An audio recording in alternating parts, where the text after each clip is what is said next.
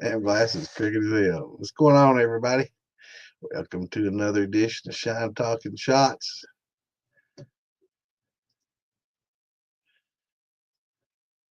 Got to send out some links, so everybody bear with me for a minute. Had to get this Rumble thing going. A little bit late, but I guess while I am getting the link, I would like to apologize for last week's episode. Seems like there was some things said that kind of need clarification, and kind of hard topic for me really to talk about, but I guess really the only way to talk about it is to jump into it and to let everybody know. I got messages after last week's episode.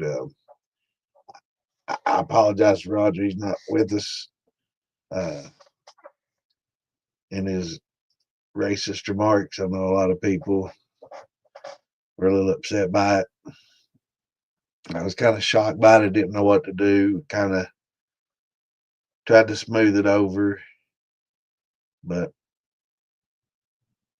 I probably should have just put an end to it right when it happened, instead of trying to, a lot of times I'll try to make light of something, and that was probably a time I shouldn't have just tried to make light of it, make a joke, try to judge past it. I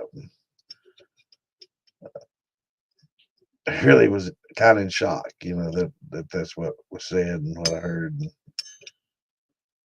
I don't know what to say or do except the show goes on, Um, that doesn't represent my views or the views of any of us in the militia. We don't condone that kind of talk and speech. I mean, everybody's right to have their own thoughts and opinions, and sometimes they should just remain as thoughts and opinions instead of being expressed. But we're all about people's freedoms and rights, and people, unfortunately, can have the freedom to have that hate in them and say the wrong things, and do the wrong things. That's kind of their freedom to do. Sometimes it's not so pretty. Sometimes it's ugly. But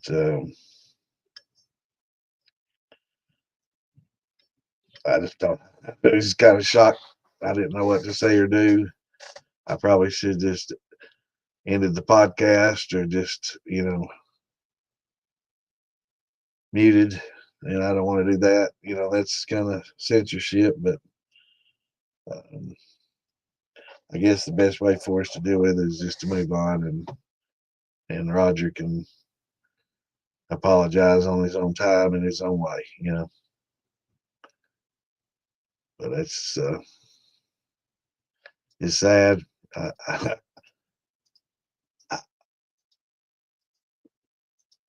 at a loss as to why it was said.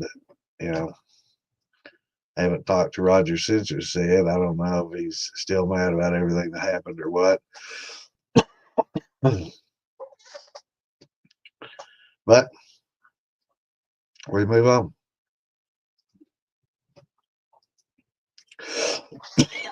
My throat's sore. I've been scratchy as hell for the last 2 days, so I take my medicine.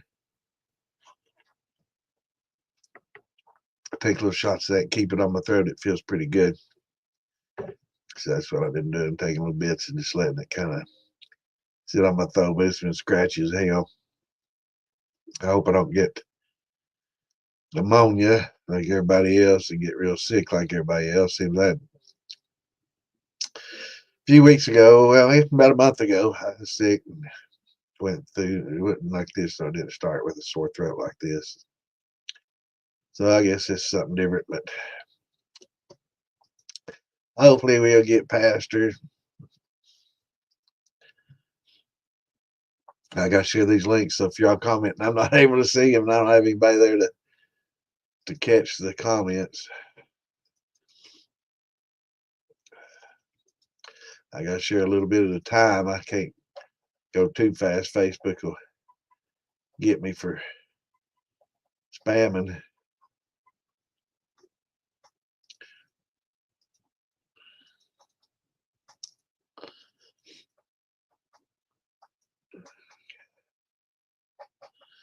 See, some of them post with a pic, some of them don't. I don't know what's up with that. Interesting. I think in moonshiners down south that didn't post a pic. I'm not sure why that is. But I'll post a few. What's going on, William? What's going on, Ricky? What's up, Dale? Tim?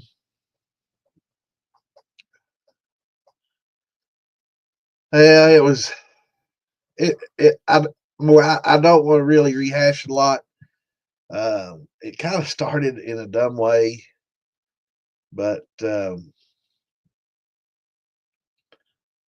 somebody asked Roger about something, whether he liked rice, and he doesn't like rice. He doesn't like sake, and somebody mentioned, well, you don't like Asians. He doesn't like Asians, and I said, well, some of them Asians pretty cute, and somebody said Japanese or Chinese. He said neither. I said them Koreans. What about Koreans or something? And he was calling it, saying I was a race traitor, I guess, because I think some of them Asian girls are cute or something. I don't know, but I came back with a race hater, and he said no, we're race traitor. You know, liking them, you don't even like senoritas, and you know. So, you know, it's I don't know. People just different, you know. That's what my comment was. You know, people they can't help what color they're born. You know, it's all how you carry yourself and how you act that decides your future and your life. You know, this day and time, color, unfortunately, still, with some people, still matters. But I think with the majority of us, it really doesn't matter anymore. It's just how you carry yourself and what kind of character you have. That's how I judge people. Yeah. And association goes, right, thank you. But I like them all, I like all people. And yeah, I know, Stuart. I hope that that's not case. I've had COVID before, and I can still smell and taste. So hopefully that's not it. But I've had it a couple times. I'm sure I'll probably have it a few more. Yeah, we'll all keep getting it till it gets us, I guess, or something does. I'll be taking shots of this at first. I'll have to follow up with some hard stuff to finish what this doesn't kill.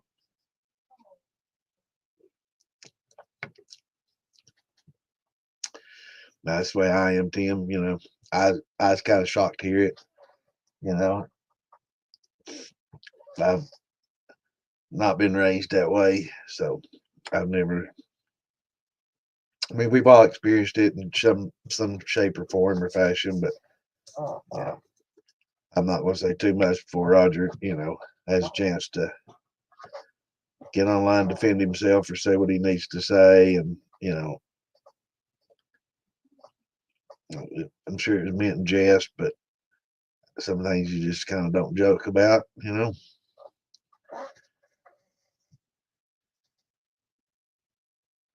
That's right. All lives do matter, Gary. All lives matter, brother.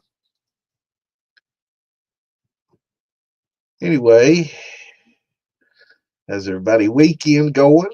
We're getting more fucking rain here, and Kentucky's almost officially underwater. I'm glad I kept the boat and didn't sell it. I ain't be needing it. Yeah, we're getting a lot of rain. I think a lot of people are in Arkansas, Mississippi, up through Missouri, into Kentucky, Tennessee, Ohio, the Southeast.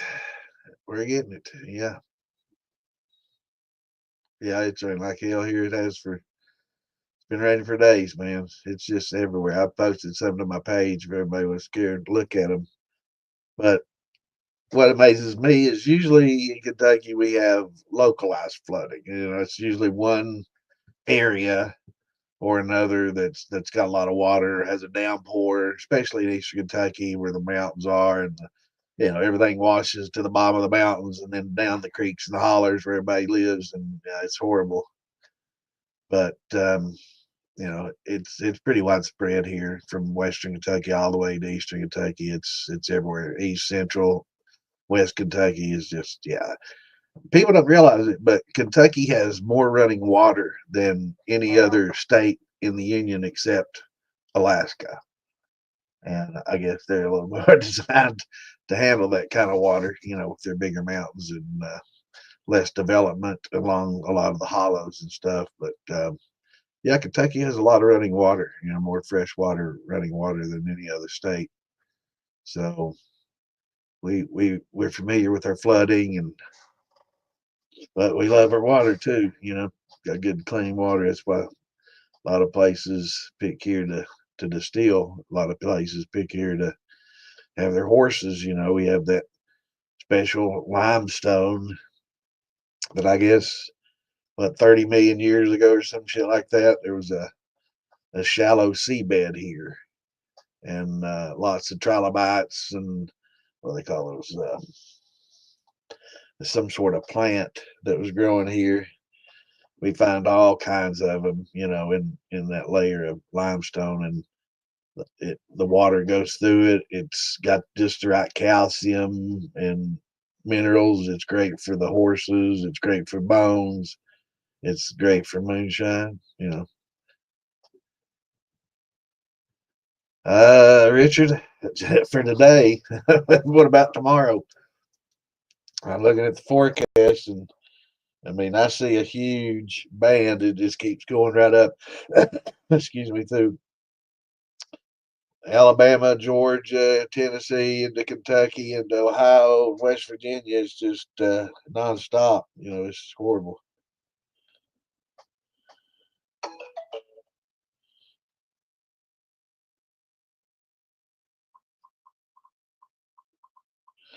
Check this weather. Somebody asked me a question. You gotta get online and ask that question on Saturday, bro. Let's see here. All right. Yeah, let's see. Get the radar pulled up here, man. It's just rain today, Sunday, and then Monday is supposed to clear up. We're supposed to get a little bit of, and then Tuesday, and then Wednesday back into rain. Thursday, Friday, more rain. So we're going to get a day or two reprieve, just enough. But the grounds are saturated here. So, it's just, there's nothing, nowhere for the water to go, really. It just, other than downstream. But let me pull up the weather radar map here and see what we got coming for tonight, because it didn't look good earlier this afternoon. Yeah, big bad band just went through. Let me see all the way down. Yeah, let's see. Yeah, that's hard to see there. Oh, it'll adapt.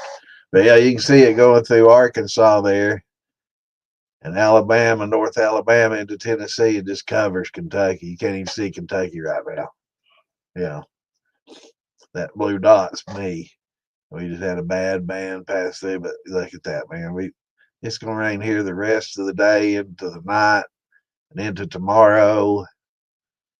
And look at this shit. It's gonna pick back up, and it's gonna pour right in there, and more is gonna start creating here.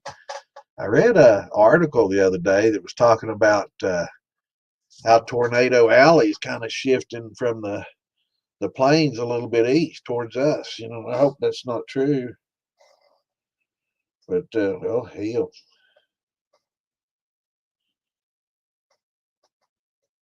Don't tell me Arkansas safe. Look here. Look here. Look here. What this is the time down here. Look at it. 2 o'clock. Around 2 o'clock, man. Y'all gonna be red as fuck right there, man. Look at this. Look at that. Bam.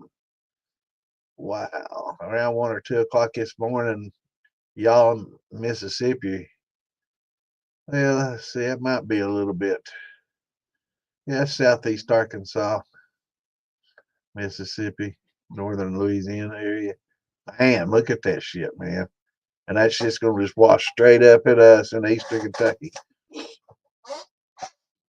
So yeah, and we're already saturated. It's already flooding, man, here. So yeah, it's gonna be bad. It's gonna get real bad. And hell, those that know, we had probably one of the worst floods in Pike County that we've had since probably the 50s or 70s, when we had a massive flooding about 2 months ago. And then we had a fire, forest fires there, North Carolina, Tennessee, and us getting little forest fires here and there. Strange, isn't it, how all this is happening all of a sudden? Um, Very odd. And then all of a sudden we get a tornado, and now definitely going to be a lot more flooding. So, is it? Well, that's good. That's good to see, brother.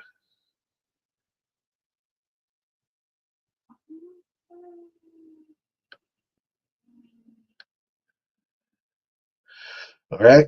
I wish you the best.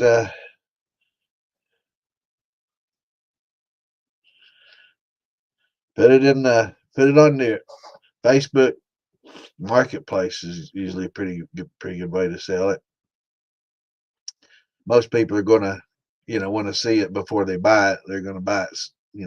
They're gonna have to see it and buy it. There's not a lot of people anymore that's gonna send money somewhere to buy something because they've been stung too many times, and there's just too many alternatives for them to get one. So my recommendation for a good quick sale be put on Facebook Marketplace, or you know start looking in the news groups and or in their news groups, in the Facebook groups, and see if there's anybody in Texas or in that area. You're welcome to ask in the groups, but most places are people are gonna they're gonna want to buy it if they see it. They want to meet you somewhere and have a look at it because there've been a lot of people been taken. But sounds like a pretty nice setup. 20 gallons, pretty good little setup.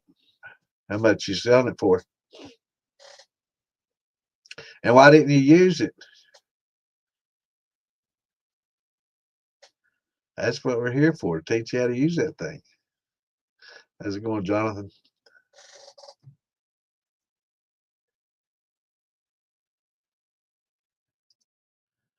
Been watching you mash bottom Sebstar S50 to look at the stars. And look at the moon, just waiting for time to pass. That's a good way to do it, brother. I'm into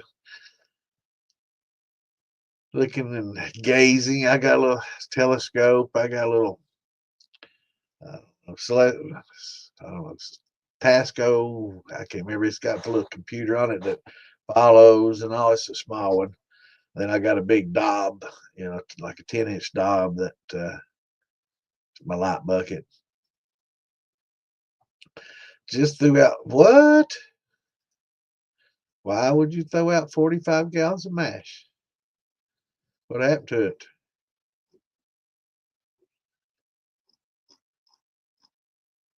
What's going on, Chris? What's up, buddy? Scott, what are you throwing out mash for? Did it go bad or something? Or you're supposed to come here if you have an issue. Let's try to see if it might be something that could have been resolved. What happened, brother? But it does happen. I've had to throw out some mashes too. I'll tell you what I did. We do a lot of canning of fruit and stuff, and we make jellies and jams and all that stuff. And I guess we got a little carried away a few years ago, and we got all, I don't know, got some sort of infection. The alcohol was just not there. What the infection looked like? Was it like a lacto infection or a bacterial infection, or what did it look like? It might have just been a simple lacto. But yes, sir, I had a pretty good birthday. Sure did. And took off work, and we spent the day together. And got to go out to eat with my daughter, so it was all good.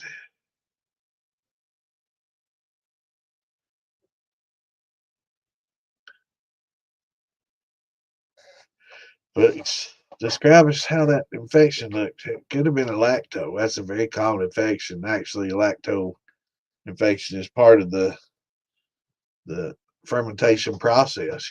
Lactobacillus. That's that's always taking place in fermentation. Lactic acid, that's just one of the many organic acids that get formed during fermentation. Sometimes more than others. Sometimes it gets so much that you can physically see it in your mash and stuff, and it not the prettiest. It's scary looking. That white film on the top with all those little lightning bolts and little string webs, look like a spider web attaching to other parts. It kind of looks scary, but they're not so bad.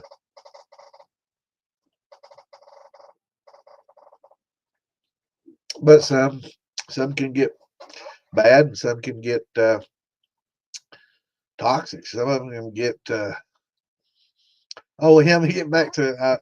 I tell you, let me know if I get off on a tangent. Gonna keep me focused here. So anyway, we did a bunch of jellies and jams. We got very optimistic and did a whole hell of a bunch of them. And I have a refrigerator full of them, man. It's probably 30, 40 jars of fucking jams and jellies. And we don't eat that much jam and jelly. Thanks, Randy. Yeah, definitely disinfect your equipment, Scott. But anyway, I did this. Uh, they were starting to get a little bit old in there, and I'm like, well, I'll just try to make a mash out of all these jams and jellies, and I've got to be somewhere for the weekend. I'll just mix all this up and let it work off over the weekend while I'm gone. I came back Sunday evening, man. It had like, I don't know, it had some colors on it. It was definitely not lacto, and it had it was kind of green with some red in it. It had spores. It was bad, bad, man. I was trying to hold my breath, pulled up my shirt over my nose, and yeah. So I just, I had to escort that out the back door and into the woods, and dumped it. But it was pretty, very moldy and bad. It wasn't it wasn't one of those good infections. It wasn't those ones you either want to try to even, oh, distill either. It's just, but some of those infections will rob your alcohol though. Some of those feed on alcohol. I know, like a lactobacillus, it feeds on alcohol. That's how it's one of its favorite foods. So it'll feed on your sugars and and prevent more alcohol from being created. And acetic acid is what eats the alcohol. I'm sorry, lacto eats the sugar. Acetic acid, which is also another uh,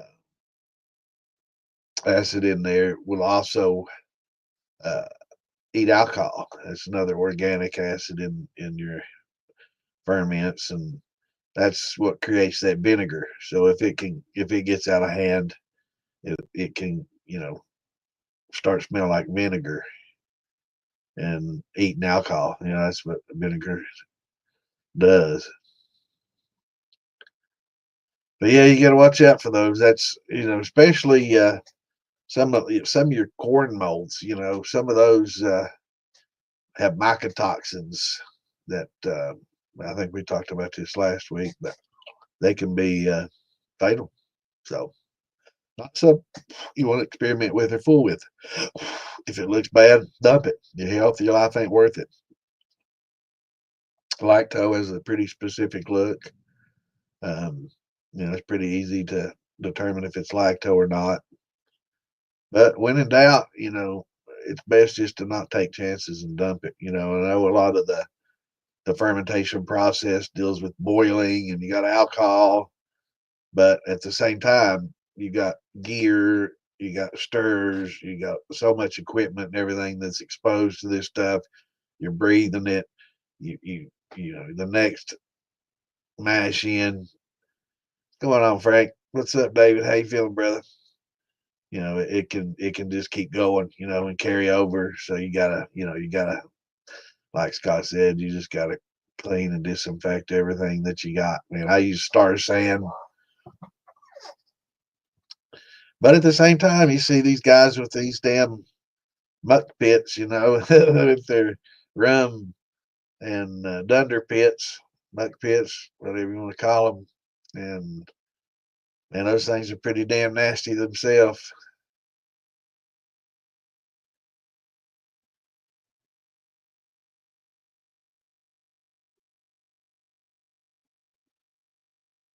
Yeah, it should be all right if it's airlock, brother. Yeah, if you hadn't had any prior infections and you're not, doing it in something that you just had an infection in before, that's why lacto can be an okay thing. If you get a lacto infection late in your fermentation, there's not a whole lot of sugars there for it to eat. Most of your alcohol has been created already, so it's okay to feed what little sugar you have left to the lactobacillus in exchange for getting that softness and that bite, taking the bite away and the softness it adds. But you definitely want to clean that equipment because you don't want to start with that infection the next mash you run in that same vessel. Because if you start with that infection, then it will compete with your yeast for a lot of your sugar, and you'll end up with a very low volume, you know, and it'll rob you of a lot of your alcohol. So you won't reach your potential, with your mash.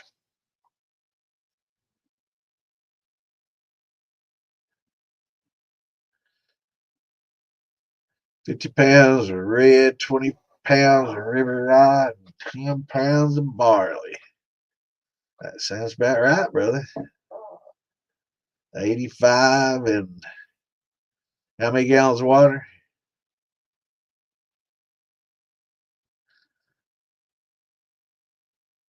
Probably around 25 to 30 in the open. Do my math there. 85. That little calculator. You're in 30 gallons of 30, 35 gallons of water, I'm guessing. Be about right. White on top. Well, that can very well be a lacto.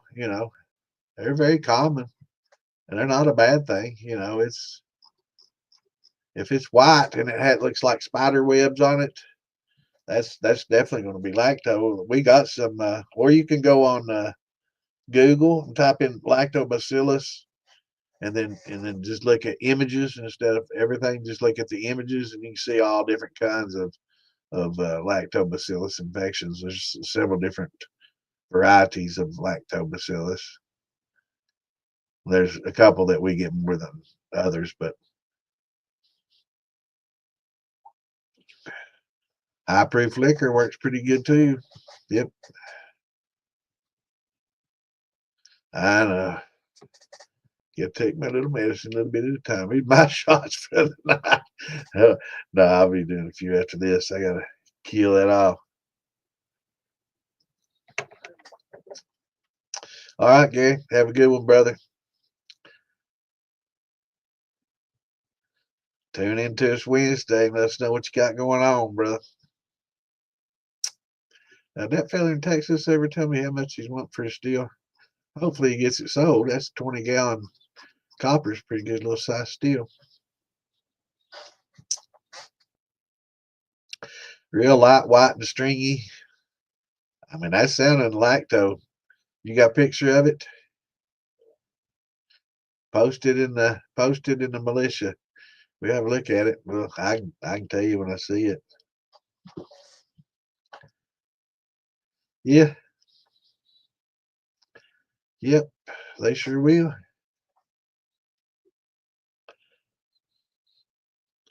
Damn ear itching. Been sneezing. Ah, I'm a mess. Uh, but yeah, let me see if I can. Be nice if I could just search with this.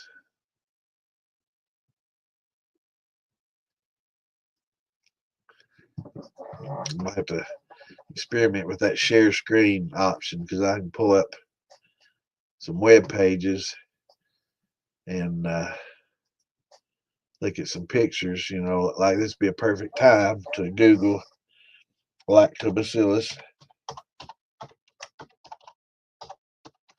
and lactobacillus acidophilus is what we get a lot of the times. Let's see, and then just click on images, and it'll show. Well, that's showing actual. Yeah, that's showing the actual germ under a microscope. That's not showing the surface of a mash. Lactobacillus in mash. That's more like it.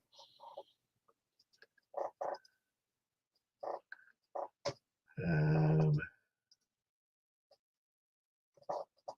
Sometimes it'll get a little billowy, puffy, cotton ball looking look to it. Let's see here. Yeah, I wish I'm gonna try to experiment with this and see if it'll work. Hope I don't. If I end the stream, I'll be back. Oh, I hate trying something new, but let's see. Share screen. Share screen. Can y'all see?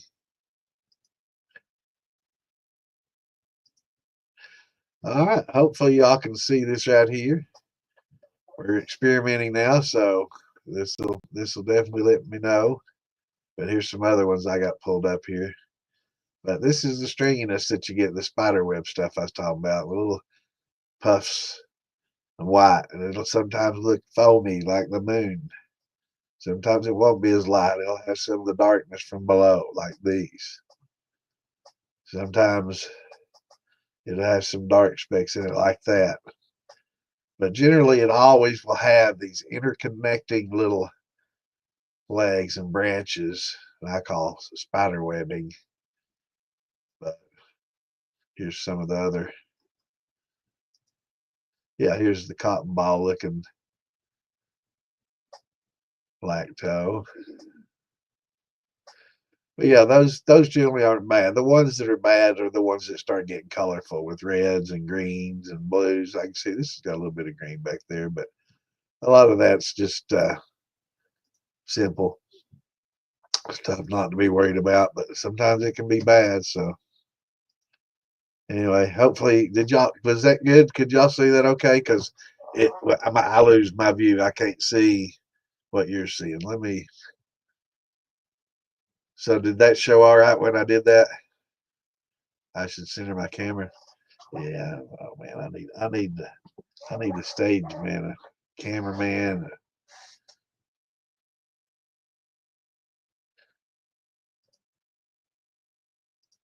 There, yeah, that's better.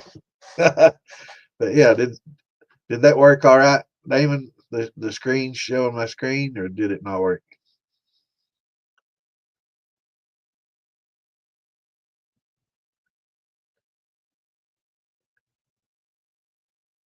All right. I hope I'm still live. It says I'm live. Nobody's answering me. I guess there is a delay though. Yeah. Okay. Okay. So here I can see it. Can y'all see this now? Okay. Yeah. This is better. Yeah. I like this. So I can. Yeah. So this is. Oh, I see what I had to do. I had to share it here. Okay. Cool. This is a good learning experience right here. David, have you ever done this before? Showing your screen like this? Little trick I learned today. I like that. But yeah, this is what it looks like. I wish it would enlarge. Let me see if I can enlarge it here. Yeah, hell. There. Does that make it bigger? Yeah, it makes it bigger here. So you see all the little fine filaments I'm talking about? That's what they call them, filaments, I'm pretty sure. But that's a typical looking back lactobacillus. What's going on, Justin? You have done it before? You just weren't going to tell me how to do it. Just make me have to learn everything on my own. I see how it is. Yeah, that's pretty cool. I'm glad I learned how to do that. And zoom in out. But all these here are fairly typical, you know. Um,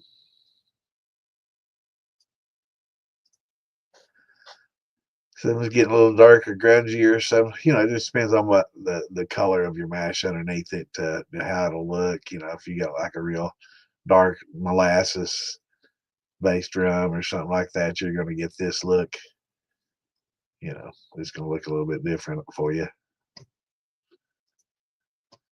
Yeah, that's cool as hell that we can share screens now. Now, if I can figure out how to unshare, stop sharing. How cool is that? Santa's learning. There's something new today. I like that. Yeah, I like that. I'm definitely going to be using that in my future instructionals, man. I'll be able to pull up all my files and go through them. Got to keep some stuff secret, or you won't need me. I know, buddy. I'm dependent, but you gotta share the knowledge. You gotta show me the wealth of. Well, I need my wingman, especially one that got defrocked.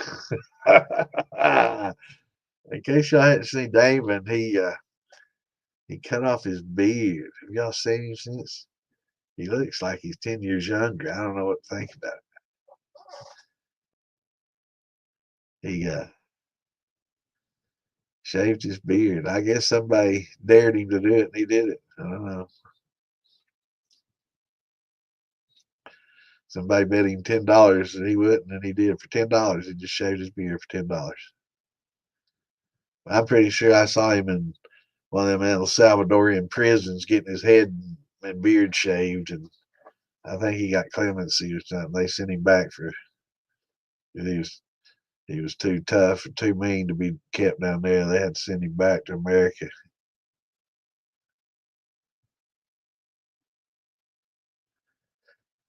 So that's just all the rumors I've heard. I've heard a lot of different rumors, man. I don't know. It's a lot of there's also the rumors that he had crabs and he had just shave all his hair off to get rid of him. I mean, there's just so many things out there that have been said. I just don't know, man.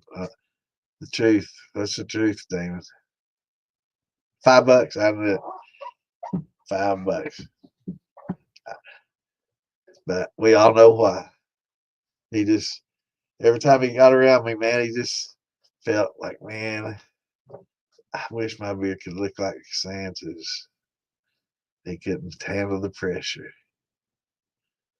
Florida 79, Alabama, or Auburn 73. Wow.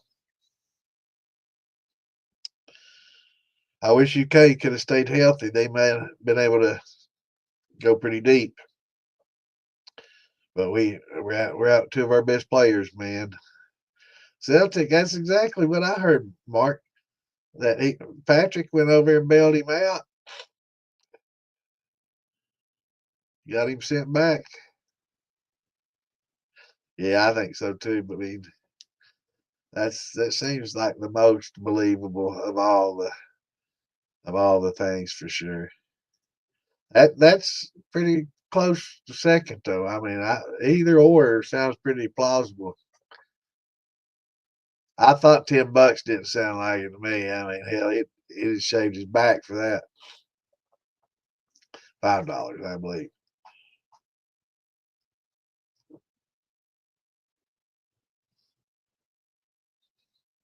No, he left enough to Velcro it back on after he does his mass test. I guess he just gave him a little rug Velcro. He just sticks to that little stubble he's got. But that's pretty neat that I can share my desktop like that. That's going to be good for future instructions and questions and answers. And I'll definitely be using that more of a tool because it's, you can describe a lacto infection till you're blue in the face, but when you show somebody a picture of one and the filaments and all the spider webbing you're talking about, it starts to make a lot more sense. So I love being able to have a picture to put with it for sure, or a little graph. I love graphs. A lot of those I've already have them in pictures though. Sometimes on desktops, I can't, but I guess a desktop video. If I have like a desktop video, would it show like a video on here? Let's test that, man. This is fun. I'm stoked. I'm liking it, man. Let's see. Damn, I need to zoom out though. I zoomed in everything in pretty heavy. Pretty heavily. Yeah, let's see if I can get a video.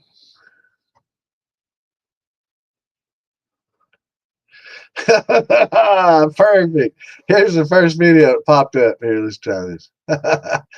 I swear to God, this is at the top. Yeah.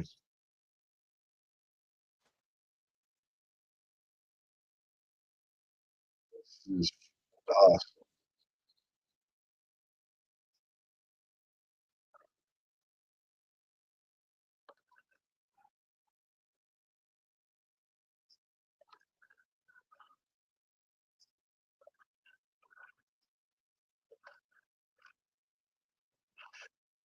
Right here.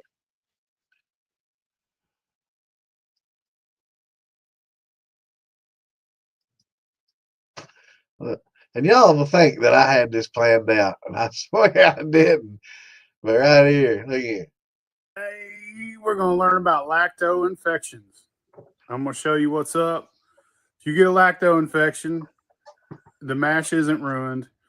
You ain't got nothing to worry about. Check this out. That's what it looks like. That's what it looks like. You got a lacto.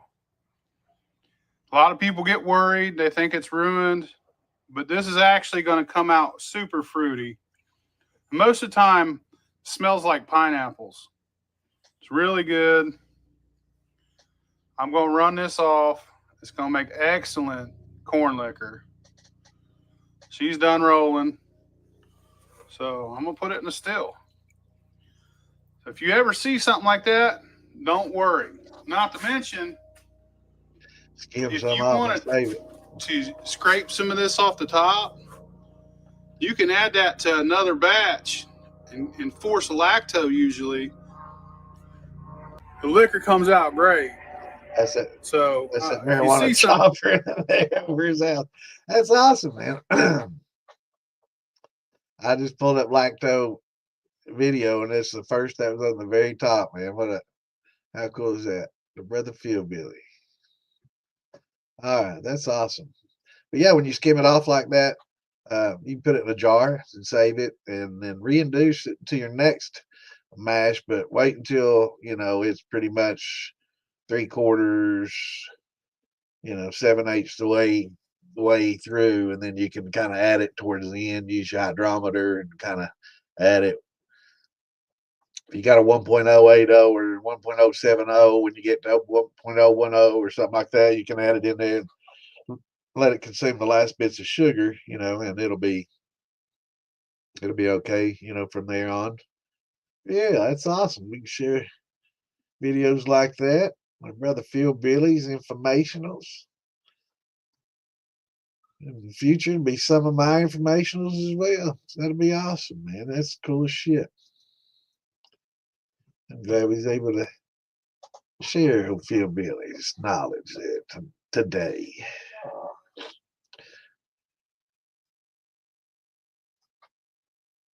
All right, let's see. Let me look.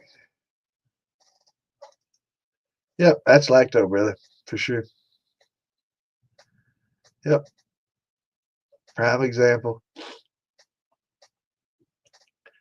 So no worries, but clean your stuff up once you're done. Clean everything up when you get done with it so it doesn't start early. You don't want them starting early. You can introduce them late to get that.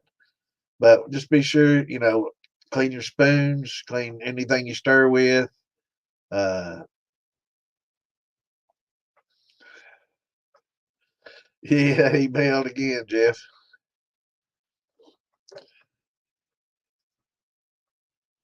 I hadn't talked to him since Wednesday. And as far as I know, nobody else has either. I talked to a few people. Nobody's talked to him. Hopefully everything's okay over there. I don't know. Um, Show goes on though. Let's see. Yeah, it's perfectly good example of it, Richard. Uh, it's a lot of people consider it a beneficial thing, in the wine and beer business, not so much. I mean, but now I'm hearing that some kind of trying to work with it, experiment with it in the wine business. I mean, to each their own. Good question. Don't use bleach. Bleach tends to be really hard to rinse out. Um, I use a cleaner called Star Sand. It's uh, it's an acid-based cleaner. It's a disinfectant more than a cleaner. It doesn't clean; it disinfects. So I should stress that it doesn't clean things up. It just disinfects things. So I start with a light Dawn and hot water and scrub her down good. Your fermenter, your stirs, everything that came in contact with it. And but first, you take your jar in there, your spoon, skim it, and keep some liquid in the jar to keep it alive. And you can always have that in your refrigerator, and you can keep it alive. And yeah, if Greek yogurt sure can. So keep it alive that way, and just reintroduce it late in the fermentation. But you have to go through the cleanup process every time, so that gets to be old and a pain in the ass. But Star Sand, it's a real good cleaner. It's fairly expensive for a bottle, but once you see how concentrated it is and how little bit it takes to like do a gallon, like a cap full for a gallon of cleaner and disinfectant, I mean, it's a lot more economical once you start looking at it that way.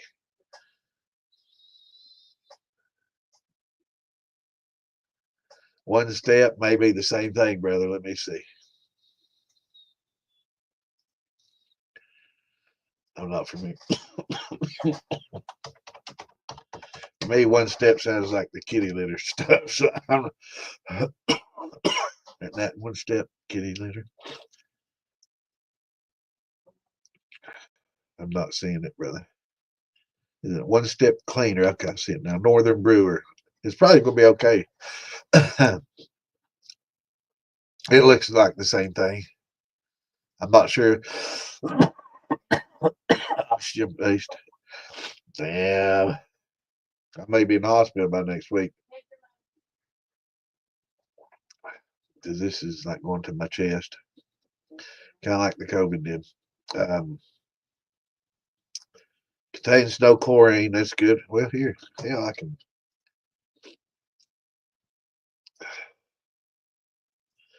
can just share the screen, man. This is awesome. All right. So here's what we're talking about. This is the one step cleaner. It's an oxidized based cleaner, and so I'm sure it probably does the same thing. I've just always used Star Sand, but yeah, this sounds like as good as any. Let me read a little deeper. 1 tablespoon per gallon of water. So it's hydrogen peroxide. Cool. Yeah, I'd say it'd be fine to use. Yeah.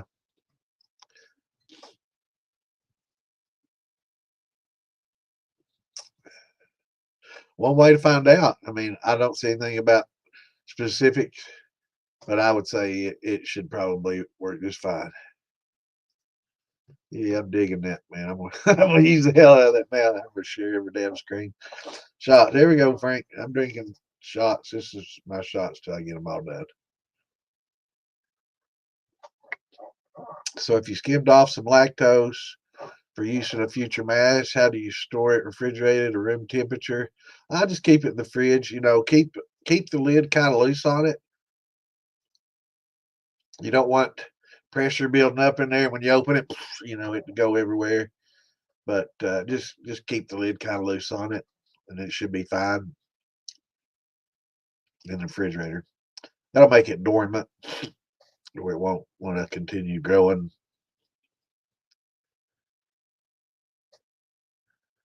Cool. Yeah. Well, I'd say it'll work just fine. It's probably the same thing as a star sand. If you've not heard of star sand, that might be something to look at and check out. It might be a little cheaper than this per gallon. I don't know.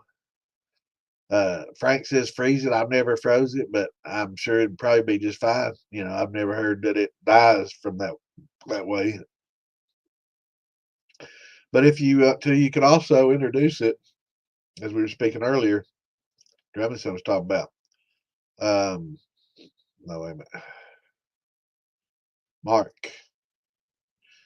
Yeah, you can use a Greek yogurt or a good quality yogurt. Can help bring it on. It's just lactobacillus. That's lactobacillus acidophilus that you get from milks and milk byproducts, and that's a good form of it.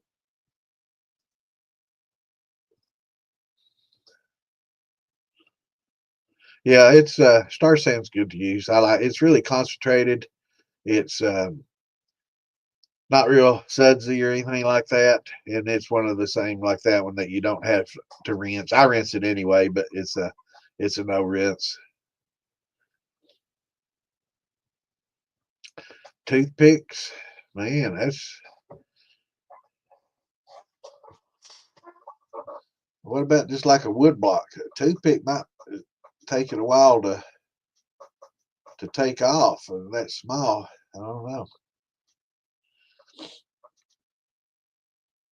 Yes, I am, man. I love the share screen. I like it, especially now I can do videos like that. That's definitely going to be helpful.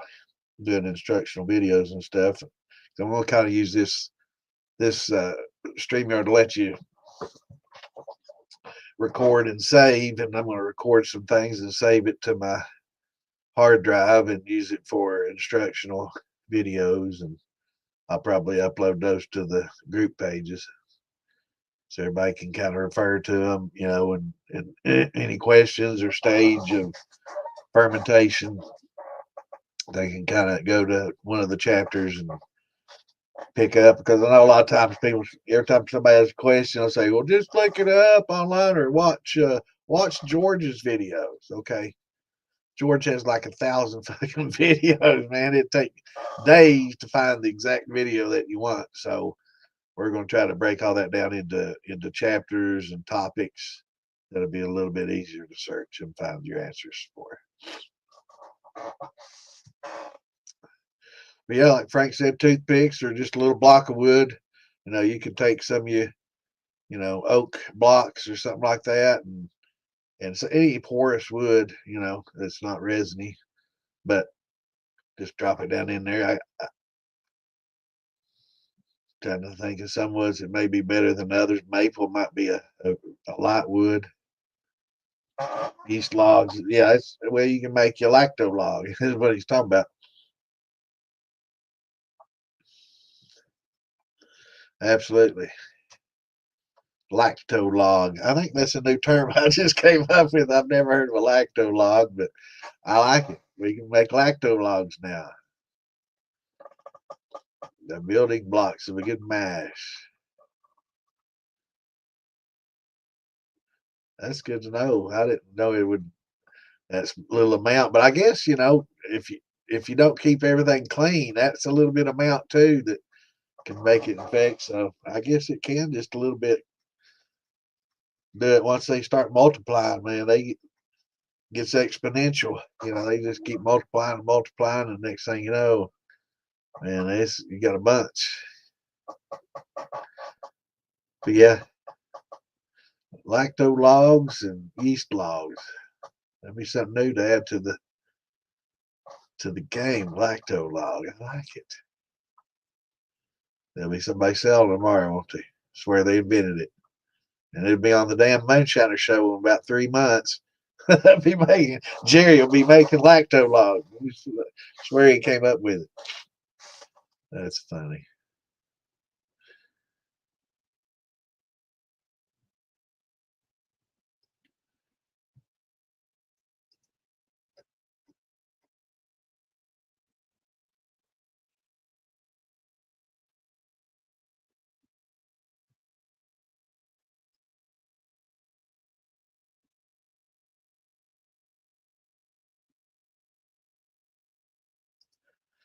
All right. Yeah, this is funny. I have to share this picture on my page. But yeah, we're underwater here in Kentucky. I just had to post that. It's a big shark on the interstate swimming around. So pray for the people of Kentucky, y'all, because it's bad. I know Tennessee's probably bad. North Alabama and Georgia, I'm sure, bad. Ohio area is bad. It's just following that same line all the way up, from Arkansas through northern Alabama into Tennessee, through Kentucky, into Ohio. That's the route it's been taken for a long time. What's going on, Moonshine Mike? What's up, brother?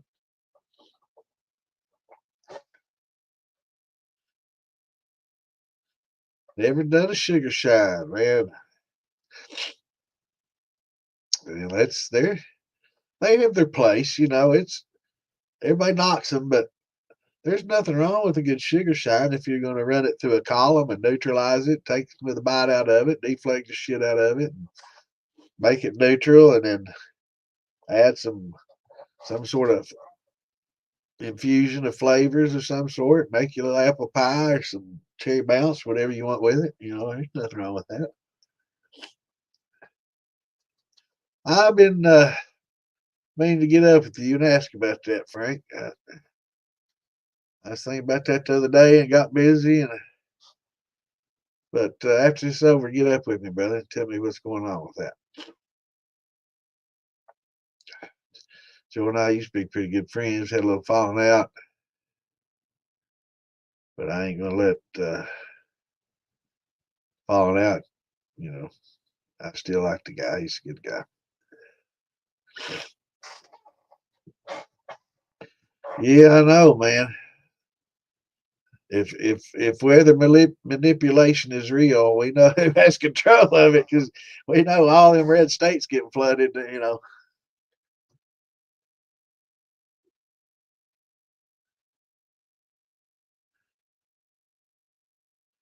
Going on, Justin?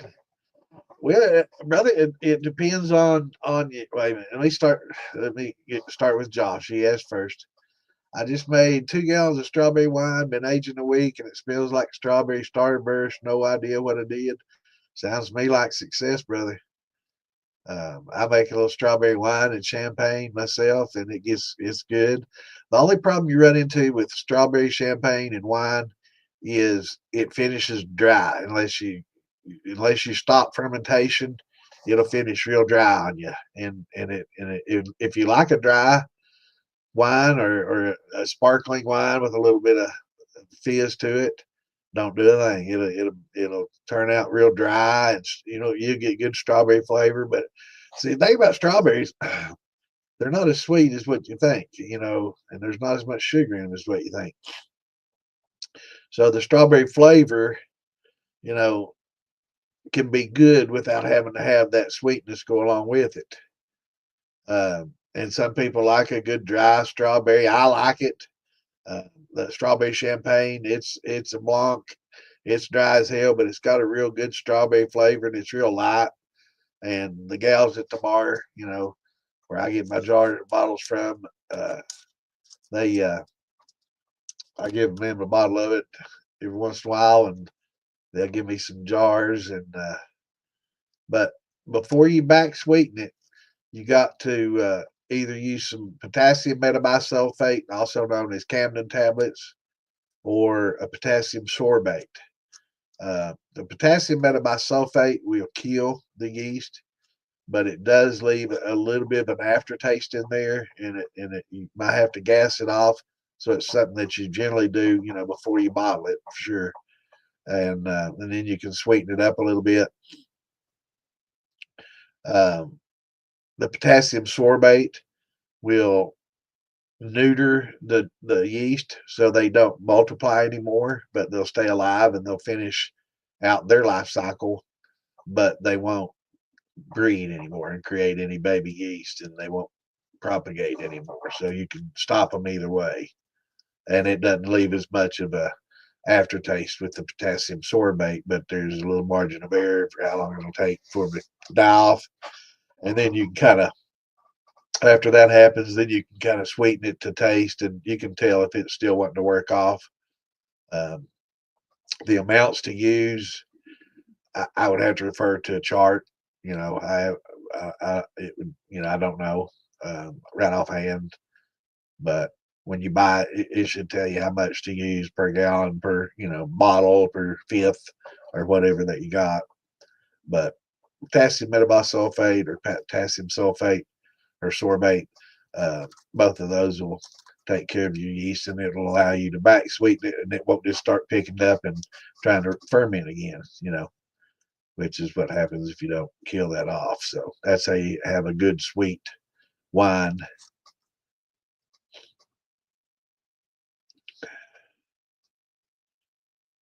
Yeah, it doesn't take much at all. It really doesn't. But it works well. And if you want them to maintain some of that sweetness, that's definitely the way to do it. If you want a good sweet strawberry wine, do that, and then add your sweeteners later, and you'll make an awesome wine, man. It's really good. That's kind of the way I did my sweet heat that Ann used to like. But she still likes it, but she can't drink it. Still likes it, but can't drink so much of it. She just has to sip it. I know you can hear me. The mouse ears back there. All right, Justin, we got you coming up next. Kind of still what I recommend for beginners. Well, A, have you ever made beer or wine or any of that before, or just new to it all? Um, how much money are you willing to spend on the hobby? Um, what do you intend to make? Those three questions probably be the most important to figure out what route you're going to take. If you've made wines and beers and you're wanting to move up into brandies and whiskeys, then there's a specific type of still for that. If you're more into vodka and neutrals and you want to do post flavorings and things of that nature, there's column type stills for that. It's just, where do you want to start? Do you want to try to do it, be able to do it all? Um, there's different setups for different things that are more beneficial. Are you frank? They're more beneficial. Like a column still for your vodkas and your neutrals. If you want to, you know, uh, mash in potatoes or make a corn grain neutral or something like that. Yeah, you can. And what kind of budget, you got? It's how much do you want to spend?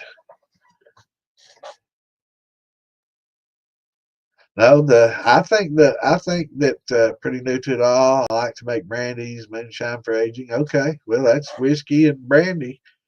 Um, like Morgan above you said, there's I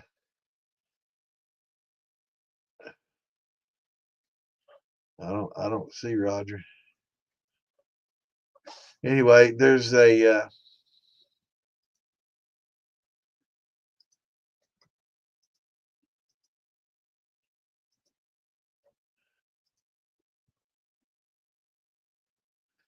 Brandies and moonshine. Okay, so Viver makes a pretty good steel. The football steels, they're great for beginners. Let's just go ahead and put that out there. They're good for beginners, and they're good for um, getting started. They're inexpensive, relatively. 2 and a quarter for a football and a condenser and everything. Pretty much everything in there you need.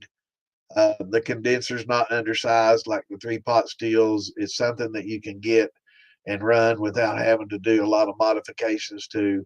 But really, the beauty of the football setup is that it has a ferrule on the top, and it's a 2.5-inch ferrule, sanitary ferrule, and you can take the football off, and then you can put a column on there. Um, Yes, I'm still here, brother. You can put a column on it and do your neutrals like I was talking about, or you can put a whiskey head on there, or a brandy head, which whiskey head and brandy head would be about the same head that you want to use. But and you'll be the football would be good for brandies and for whiskeys. That's basically what that is.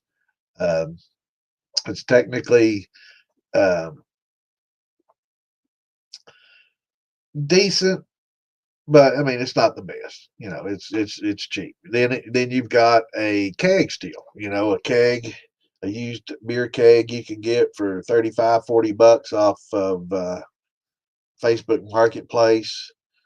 You can get up with Phil Billy or a whole host of other people and get little caps and heads put on it. Pretty sure Phil Billy has columns. You can get columns to put on there.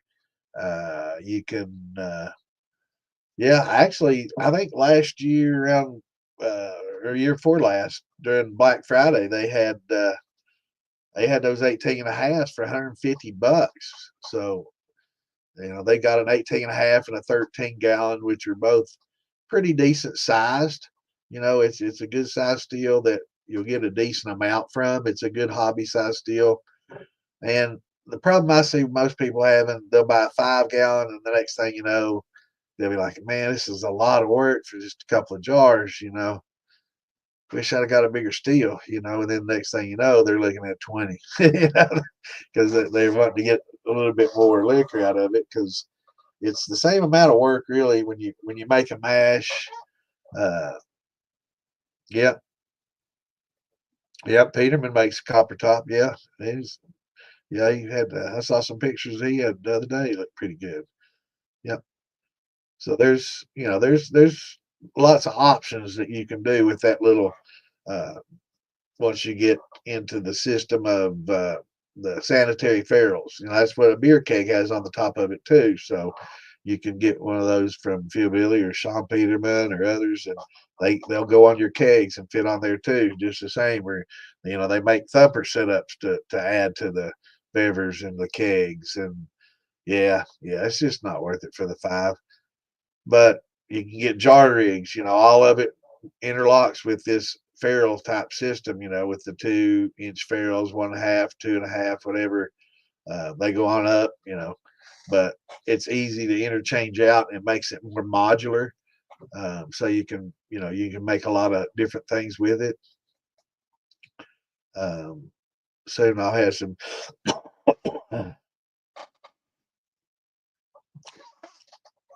pictures to show of different little setups that I've done of mine. My throat, man, is so scratchy.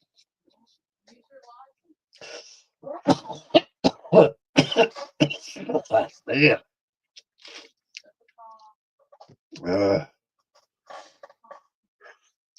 I don't have any blossoms over here. I don't see them. Yeah, I do, never mind. I see them.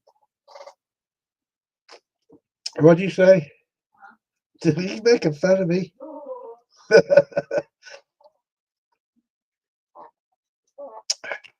But yeah, they're just a lot more modular. You can interconnect so many different things. You can add my bypasses to it and put jar rigs on it.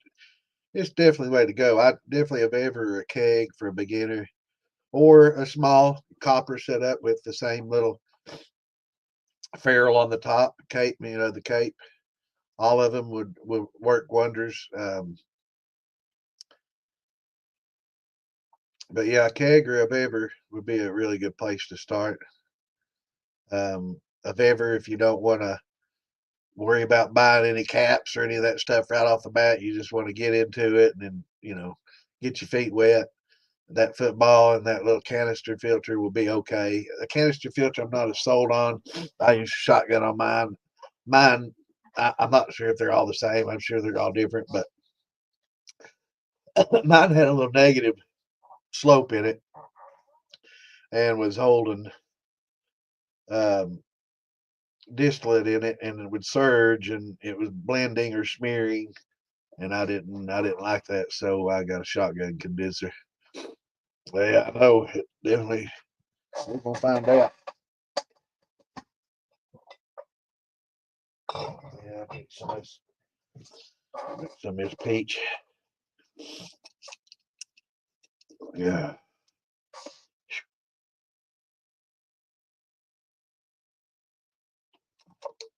Yeah, I like my shotgun condenser. I got a stainless shotgun condenser.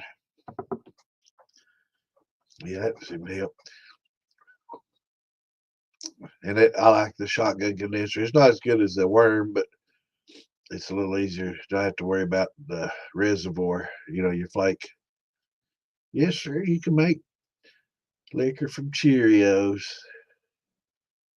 Damn. Or Fruit Loops. I figured you for a Fruit Loop kind of guy.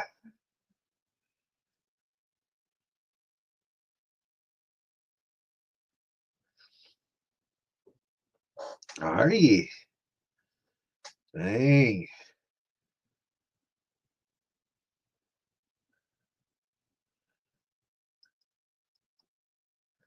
8 gallon.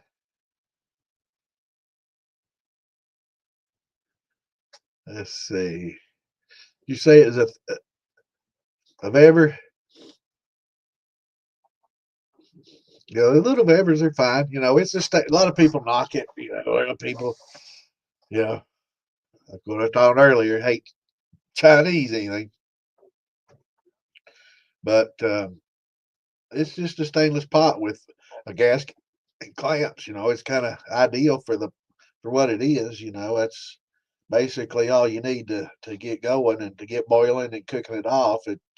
I don't think the distillate in there knows what kind of stainless or where it's made. You'd use the same amylase.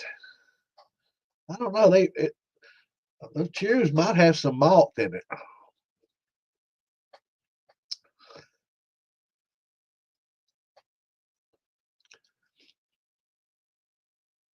I use the football steel's what I've got. I've got an 18.5 gallon Weber football steel.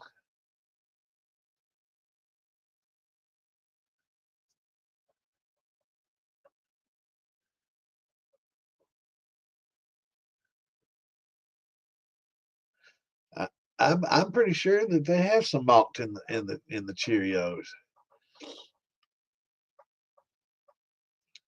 But I'd still use some high temp and gluco anyway. Yeah,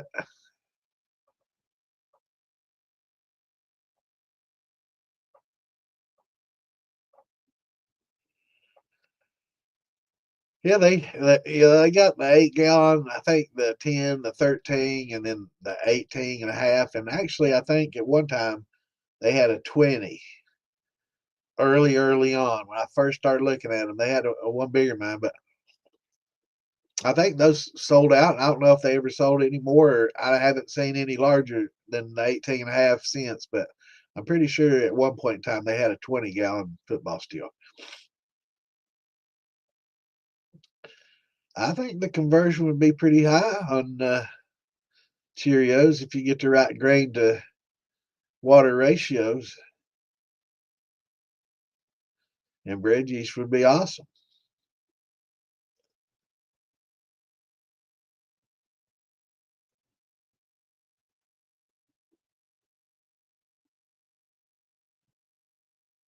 But definitely jump into the Moonshine Militia and join up and let us see what you got going on. Yeah, the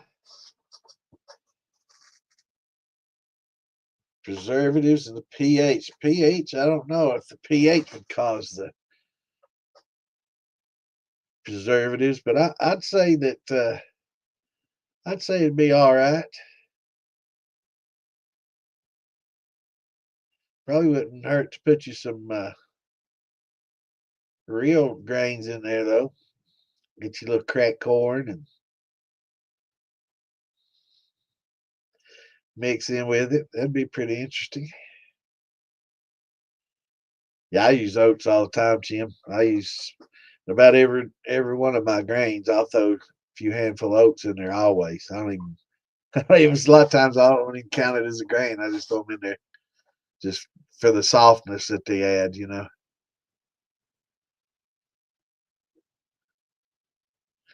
Yeah, I couldn't either for 120 bucks. Hell, if I could find one for 120 bucks, I'd probably get it right now.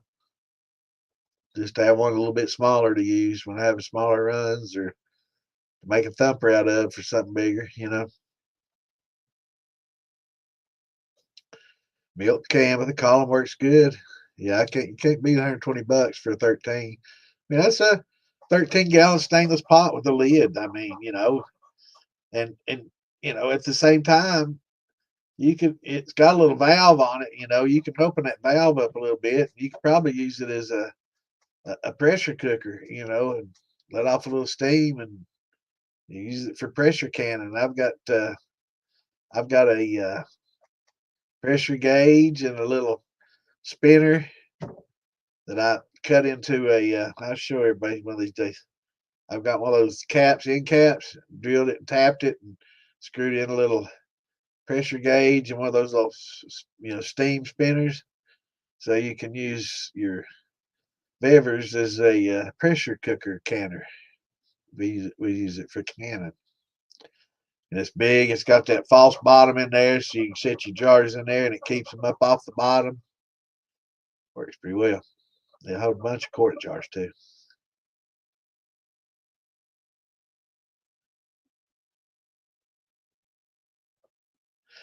Definitely.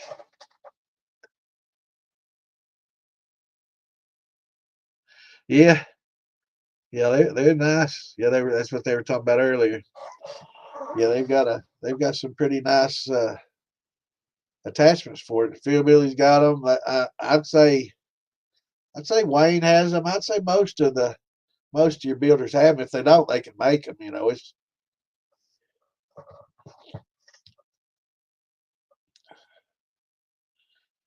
But it's yeah, they're pretty easy to do. You start with a ferrule, and I think Wayne at Ozark makes a pretty nice deflegmator to sit right on top of one that you can use as a cap and deflegmator that kicks out. A lot of people make horse heads for them. I know Wes is doing horse heads for Philbilly right now. And they're doing a lot of horse heads that you can put on the vevers or kegs or. Um, yeah, a lot of people working on them. I've seen some people doing the round ones.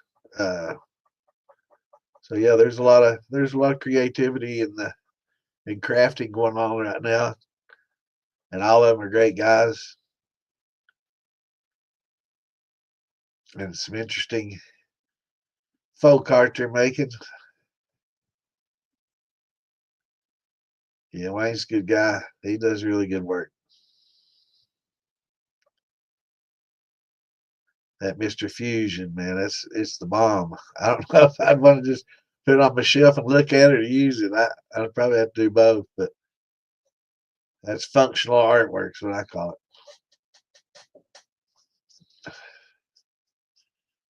Monosaccharides and disaccharides.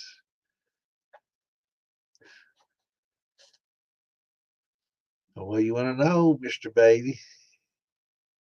Yeah, it is. It's really nice. I saw somebody, who was it?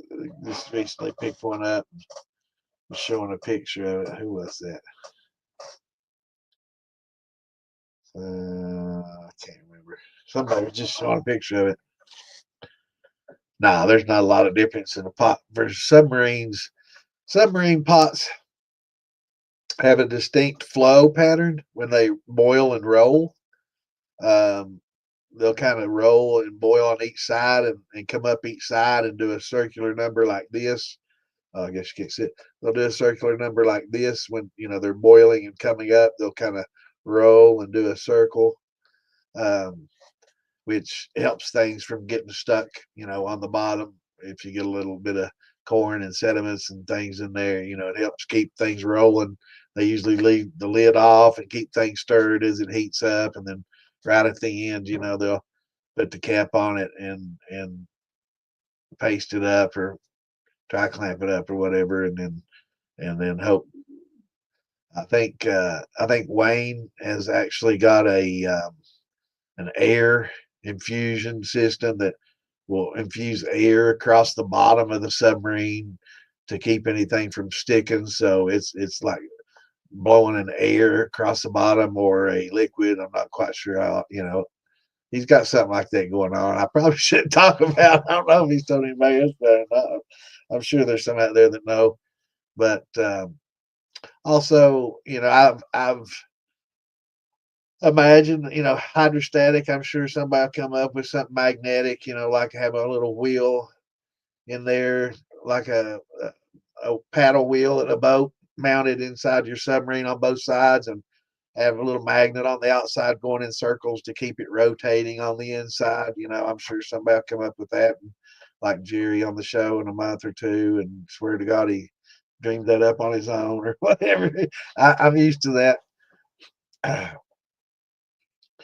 a little bit bitter because he put my bypass on the show. Can you tell? Said he dreamed it up. Talk to Jerry about that. But yeah, I saw the Jackson pot. That's badass, isn't it?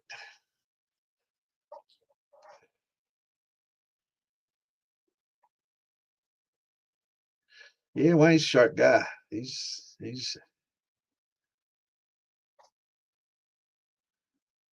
going on, Wendell. Yeah, Wayne's been at it a long time, man. He's been in fabrication and stuff for quite some time, so he's got that technical kind of mind.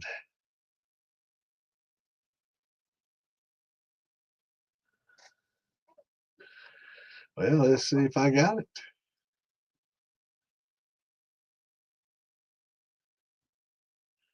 Can only be interesting, man. It's interesting. I think I have to mute on my phone though. Mute. Interesting.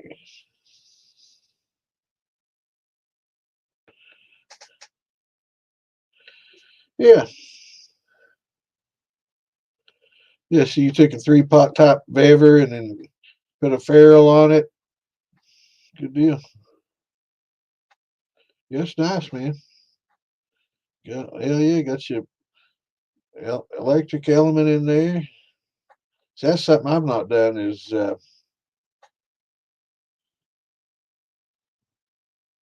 interesting. I've not used electric elements yet. Yeah, I got it. I've not used the electric elements yet.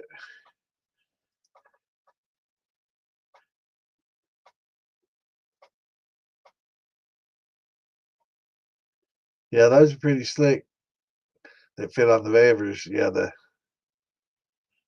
cones, I guess. Yeah, there's a lot of, I think Philby was one of the first ones to do that. I saw him coming out with one long, long ago and did horse heads and all that. But I think there was another. No, what it was is there's a system out there called a digiboil. What's going on, Roy? And it's got like an element built into the bottom of it, and then the bottom heats up, and shoot, and the bottom heats up. I forgot to share this video on around, but so the bottom heats up, but it's like got a plate. It's not like a bare element inside there. It's like it's got a buffer plate in between it. It's like it's concealed. And they call it a Digiboil T500 nose. And they had a copper dome that fit on top of those. And you could put a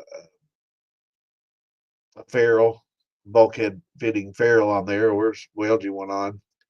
And a lot of people did that. Let me finish sharing this. I never shared this stupid link. There's so many things on my mind early on. I had to get off my mind.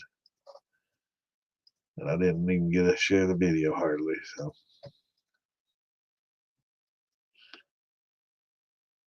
but I think after that came out, a lot of people got the idea, well, I bet I could do that for the bever, and then I saw a bunch of just little caps like that that would fit on the bever to give it a copper top. But I think the bever, going up with it having just that ferrule on the top naturally, really the best solution is just to put a horse head right there from that on up. That's the cheapest, easiest route to go, I would think. That's all you need, really. And that'll help keep, some copper in the vapor path, because that's really what you need is copper in the vapor path. Just a second here. So yeah, that would work pretty well. Trying to share this link with a few more places, but I didn't get a chance to.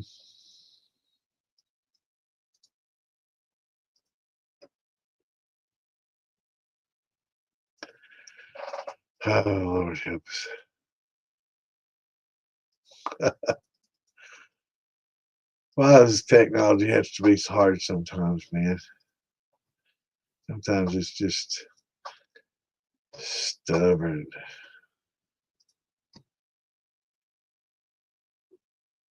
And then Facebook, they'll jump in here in a minute and say, oh, you sharing them too fast, too many. How you get the word out if I don't?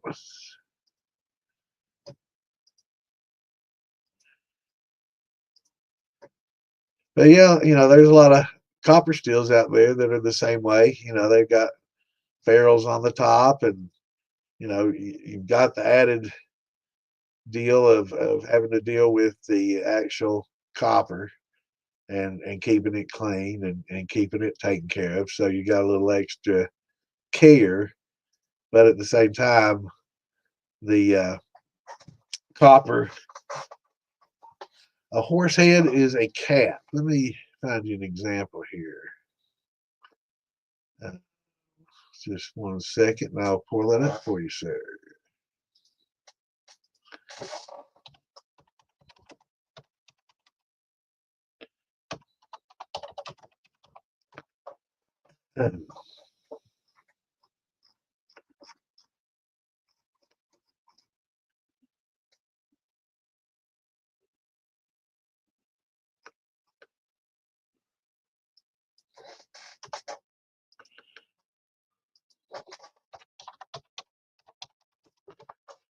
I think, anyway, let's see. I think I can do it this way. Let's try this way. I want y'all to see what I'm doing while I do it. All right, so are we seeing what I see? Yeah, here we go. But here's these little tops I was talking about earlier that fit on top of those Digiboils and the T500s, but those also come in copper, and you could get your little bulkhead fitting to go on right there. But these came out, like rocket lids, rocket caps, whatever. You got some people making those that'll fit on top of the Vevers or these T500s, and they got a ferrule right here. But let me find you a horse head. There's a horse head. Here's a pretty good example of a horse head. Probably not the nicest, but like this right here. That would be, it's just a cap. And a lot of times it'll have a cone coming off or a pipe.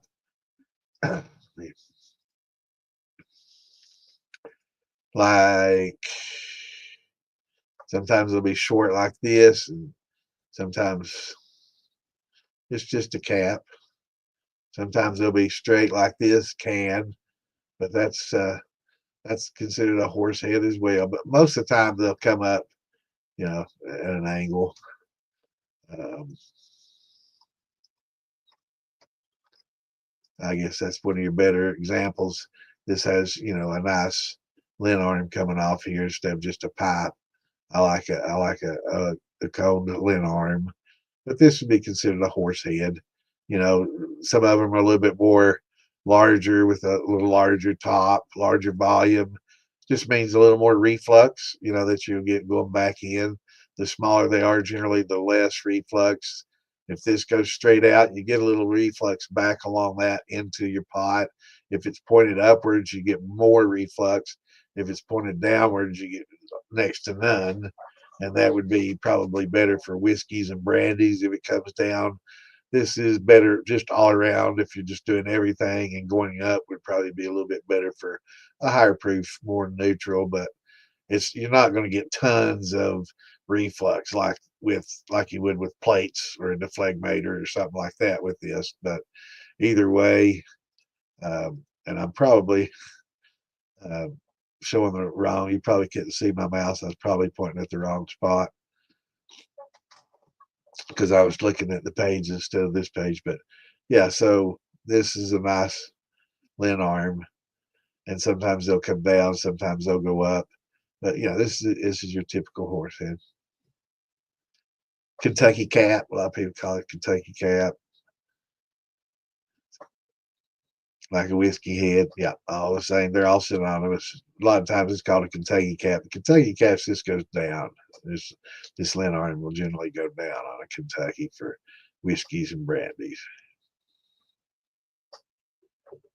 But I'm digging being able to use my screen sharing thing. That's going to help a lot because I can sit and explain something, and it's so hard to explain something like that. Now that I'm able to point out a picture, it's definitely going to help. But for anybody that's on YouTube, we're with the Moonshine Militia. We have a Facebook group. Welcome anybody to come over and join us. We go to a lot of festivals. There's lots of moonshine festivals all over the United States, especially in the Southeast. But they've got them up there above the Mason-Dixon, believe it or not, too. Our brothers up in the north. But it's a lot of fun. We go to a lot of festivals, meet, and have some fun, and share drinks with each other, and some stories and good times. It's a lot of fun. We have a little contest. So you can make the best brandies and make the best this, that, and the other. And it's just good fellowship, a lot of fun, and just all brothers and sisters sharing in the craft. It's a good folk art craft. It's been kind of lost, and hopefully making a comeback. I'm glad the show is helping open a lot of eyes and help bring it back. But look us up on Facebook and definitely join us, Mr. Lopez. Bring all your questions there. We'll help you out. We'll help you step by step through the whole way, man. We'll tell you everything you need to do from the very beginning to the end, and why it's done. There's lots of different ways to do it. So a lot of people say, "Oh, I like it this way. Don't do it that way. Do it this way." There is right or wrong ways to do things. But in this, there's a lot of ways that you can do different things, and all end up at the same drip. It'll all taste the same in the end. If you follow just general guidelines and stuff. But yeah.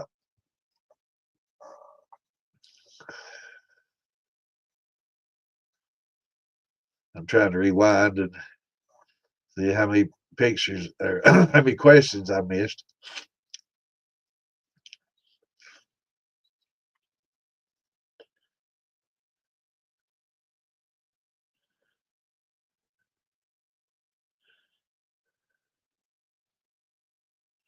Yeah. Yeah, Wayne makes some good stuff, man, for sure. Definitely.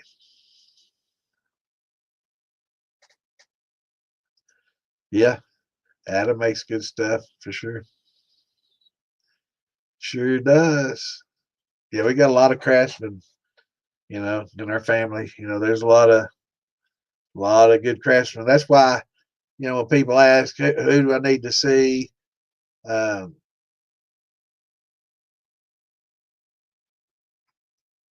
it's hard for me to say anything because I'm always sure that I'm gonna forget somebody if I do, and that's why I try not to do the list thing and just say join the militia, come on and see. We got a bunch of builders in there. As soon as I start naming names, I know I'll forget somebody, and they'll say, "I can't believe you forgot me, Joe. How could you do that, buddy? I thought we were tight." I'm sorry. I didn't. It's hard. I know. I've always. The last time I did it, I forgot somebody, so I'm not doing it no more or anymore. No more. But yeah, there's a lot of people. Yeah, there's a handful. I'd say there's uh, what do y'all guess? 10, I mean, 15, maybe 20 builders that are pretty tight knit in the group. Yeah, I'd say 15 to 20 or so that are good, solid builders, trustworthy. And that's the thing about it. A lot of them, some of them are backed up. Some of them are honest and just say, man, it's going to be 6 to 9 months before you're going to get a steel. So if you're willing to wait, you know, they can definitely take care of you. Some guys, aren't as busy. Um, and these guys, a lot of times they'll say, it's going to be 6 to 9 months, but I hear old Tracy or I hear, Jason or I go Adam or, always, they're not as busy right now or, Bruiser, there's just so many, uh, so a lot of times, they've got a network of buddies and as I say, we're backed up. So, if you want to go talk to this guy or that guy, he could probably get you in quicker. But if you're willing to wait, we got you covered, kind of thing. So yeah, there's we got a lot of good builders, man. All right, brother. Man, we got to go back to work, man. That sucks. I hate that for him. On the road again.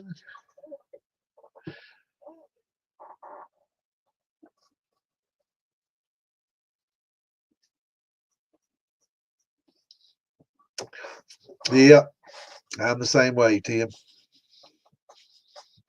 I'm semi-retired and looking at that fixed income kind of thing future. And it's like, make it work. I'm stretch this money out for 20 or 30 years. I don't know how many more years I got in me. Maybe 20. I'm lucky. They put me at 82. You think I'll last 20 more years? I'm not getting a response. Huh? I guess not.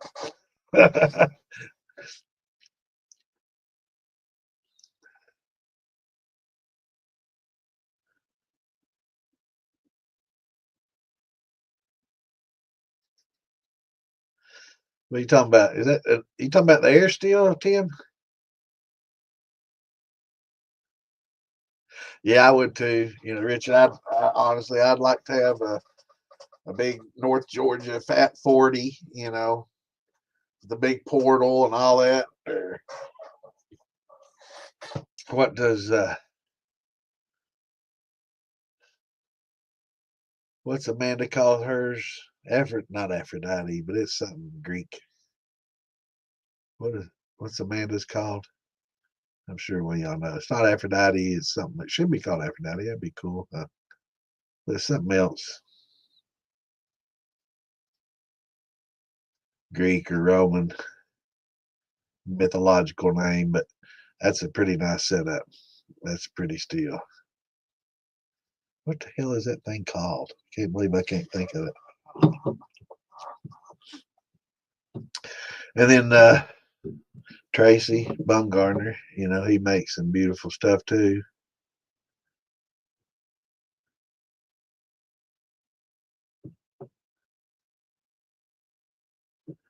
Adam, Copper Steel Co., Ace, all of them make good stuff, man.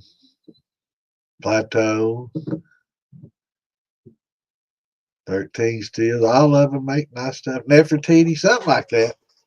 I can't remember what it's called. Daggone it. There's my mind for you. It's slowly going.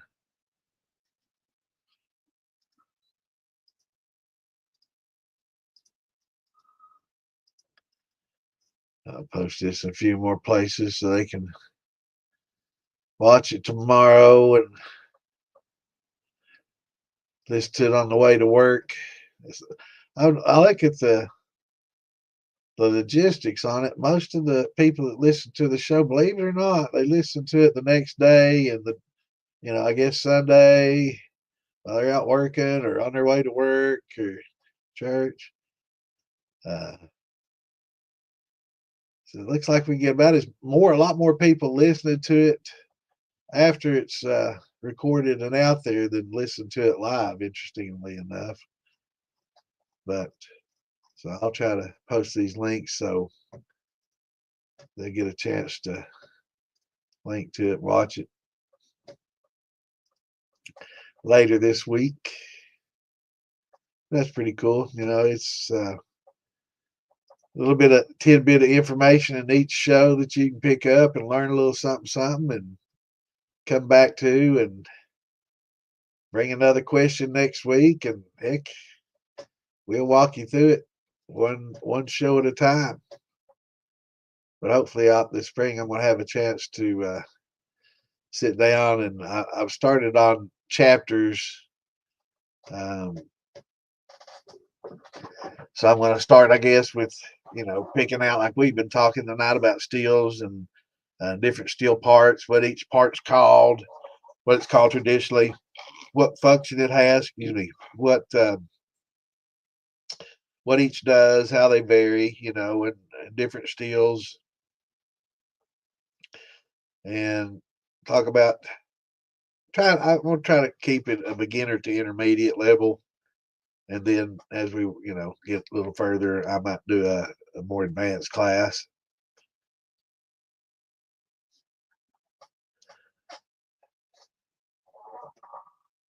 What's going on, Cody?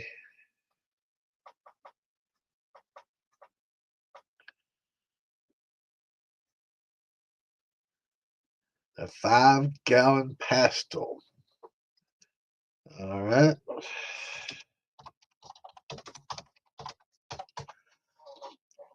I'm not sure.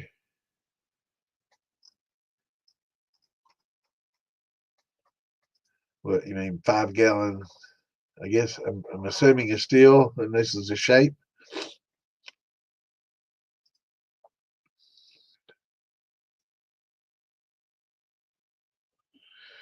Yeah.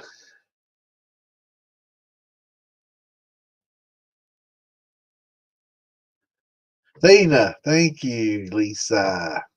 Athena. I knew it was one of them Greek Aphrodite, Athena.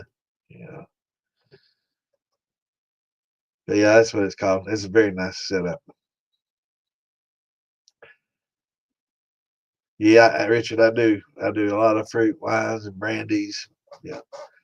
I did grains forever and ever and ever, probably 30 years. So the last, I guess, 10, 15 years, I've done more wines and brandies. I still do grains, but I did grains for so long. You can only drink corn liquor, but once you start getting into brandies and getting into different flavored brandies and start dealing with flavor infusion, and it's fun. I'm digging it, and I like wines. As you start getting older, you drink a little less of the hard stuff and start drinking a little bit more wines and stuff, and appreciating the flavors, that you can get with a wine, the strong, aromas and flavors. Um, I love good wines. So, and it's a lot more work. I mean, you're literally making a mash that you're drinking, just like beer. That's basically making a good whiskey mash and drinking it. You've got to make a mash so damn good that you drink it. So it does take a lot of extra care, and that's when sanitization comes into play. And that's when you learn to keep things sanitary, is because you're actually drinking the mash, or the must, which is what they call it. A brandy mash is a must, or a wine uh, is called a must. But when you're making it for those, sanitation comes into play big time, because if you're not, and you're doing it just to make it to distill, I'm not saying be dirty, but sanitization becomes a little bit less of an issue, because it's getting distilled off, and you're boiling it, and you have boiling alcohol, and you have a higher proof alcohol, and all that adds up to a fairly sanitized product. But there are also things and that you can distill over, that the heat, temperature, and alcohol does not kill, that can hurt you. There's pathogens and other things that just aren't killed at 190 degrees. And alcohol doesn't kill. They're much fewer and further between, but there's still some that can survive that. So uh, be careful. Just take caution, and anytime, like we were talking about earlier, if you got a mash that's got all kinds of colors and mold and spores are kicking off, and no, just don't even think about it. Just throw it away. It's cheap. It's your health. It's not worth it. This is about a hobby, uh, more so than a cheap drink. So if it's questionable, jump on and ask us. We'll look at it. Be careful who you ask and who you get answered. Well, some people, they'll look at it, and, unless it just screams, "I'll kill you," they're like, run it. They have dead possums laying in their mash, and it'll be all right. So some people aren't so picky. So, and some people don't have enough sense knowing better. So, you got to consider the source anytime you look to the internet for help and instructions and guides. And that's kind of where we want to come in. We see so many things out there that's so much misinformation, that we just want everybody to be safe. We want everybody to have uh,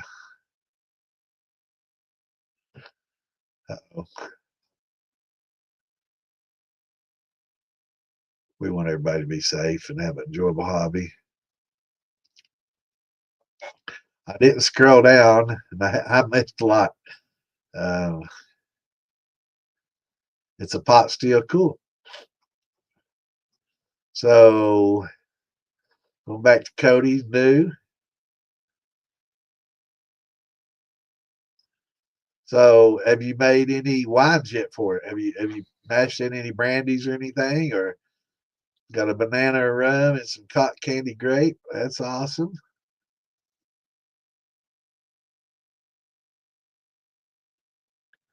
Yeah, actually, Tim, that's why we were talking earlier. You can scrape that lacto off and put it in a jar, and store it in the fridge or freezer, and reuse it. Or you can introduce a lacto, with good quality Greek yogurt. So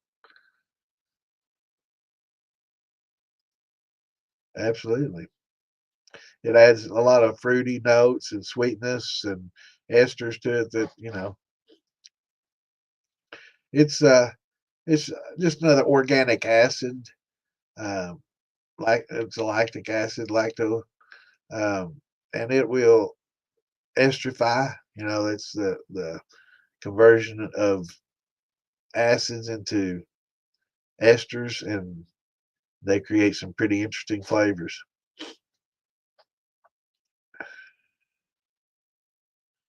But definitely clean up after you get one. You commented without clicking in and misspelled it terribly. I missed it, Dustin, but I'm gonna scroll back, see what it was. I'm sorry. I try to get each of these as I go. I'm not seeing it, brother. I'm scrolling back. Ah, I commented. I didn't see it, brother.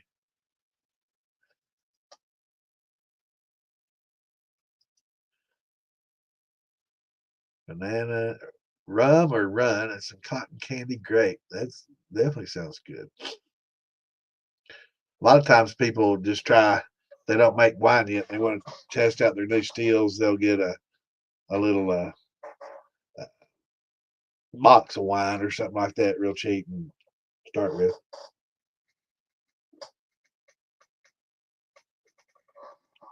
I gotta stay hydrated.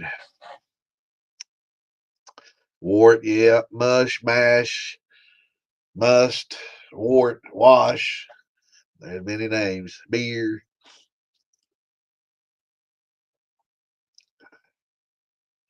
Yeah, I agree. That cotton candy grape sounds good. Sounds like my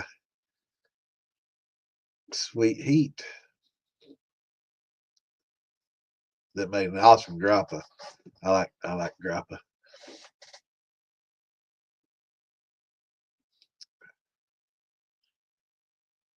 Yeah. Well, one of the best things about cooking your fruits before you make a brandy mush, it it helps break open everything. Those cells, once they reach a certain temperature, they'll explode and release all the juices from inside the cells. So it's kind of like um, breaking everything down for you, much like uh, pectic enzymes will do. They do the same thing, except they just eat the cell walls and everything just spills out of them. Um, or freezing it will make it expand and explode. All of them will help um, open up some of those cells that have flavors. You want to try to get as much opened up and mushed up as you can. So, um, and it also, the major thing about it, Richard, is you kill off a lot of wild yeast. If you got a lot of wild yeast build up on your fruits, sometimes wild yeast can be a good thing, sometimes they can be a bad thing. So it's kind of hit and miss. So you never know. It's truly a hit and miss kind of thing. Sometimes you'll get they generally work off pretty quickly, and a lot of times they won't finish it all the way out too. So they're not necessarily the strongest and the most attenuative, um, but sometimes they can have some really good flavors. They just need some help finishing off. But for most part, most of your commercial places, they've got their own yeast. They're not a bit interested in any wild yeast. They want the wine to taste consistently the same, bottle to bottle to bottle to bottle.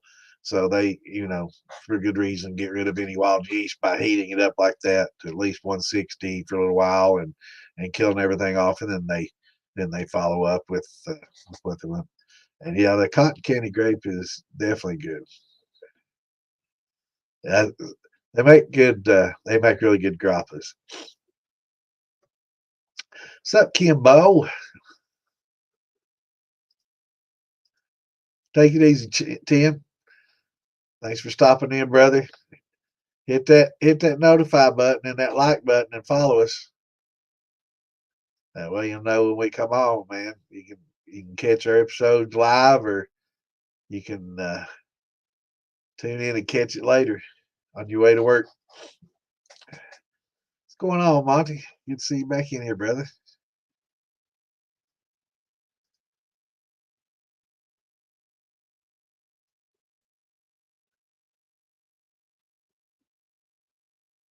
Yeah, yeah. I use a lot of concentrate juice with my grapes. I'll get grapes because a lot of times, I try to buy my fruit on sale.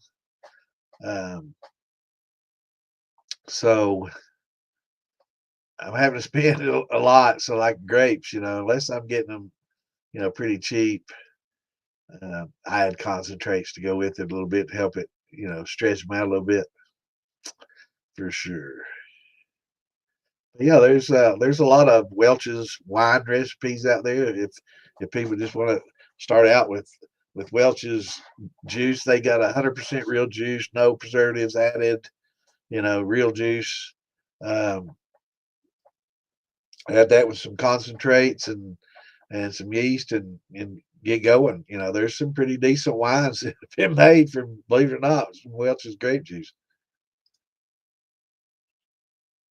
Yep, man, you got it made, brother. Just just cook your fruits basically when you before you make the wine or the wine. Heat them up in boiling water to 160 at least, 5 minutes, 10 minutes, whatever. Excuse me, kill everything off, and that'll definitely take care of a lot of your wild yeast. Use airlocks, that'll help keep a lot of your wild yeast out. And at a minimum, cover, you know, if you're making wine and you're going to be making wine, you need to invest in airlocks. Now I know a lot of moonshine makers and brandy makers say no, you don't need that. You don't have to have it, but if you're going to make a wine and you're going to go into a lengthy secondary fermentations and things like that, it's pretty important to go ahead and get airlocks. Especially if you're not doing massive volumes.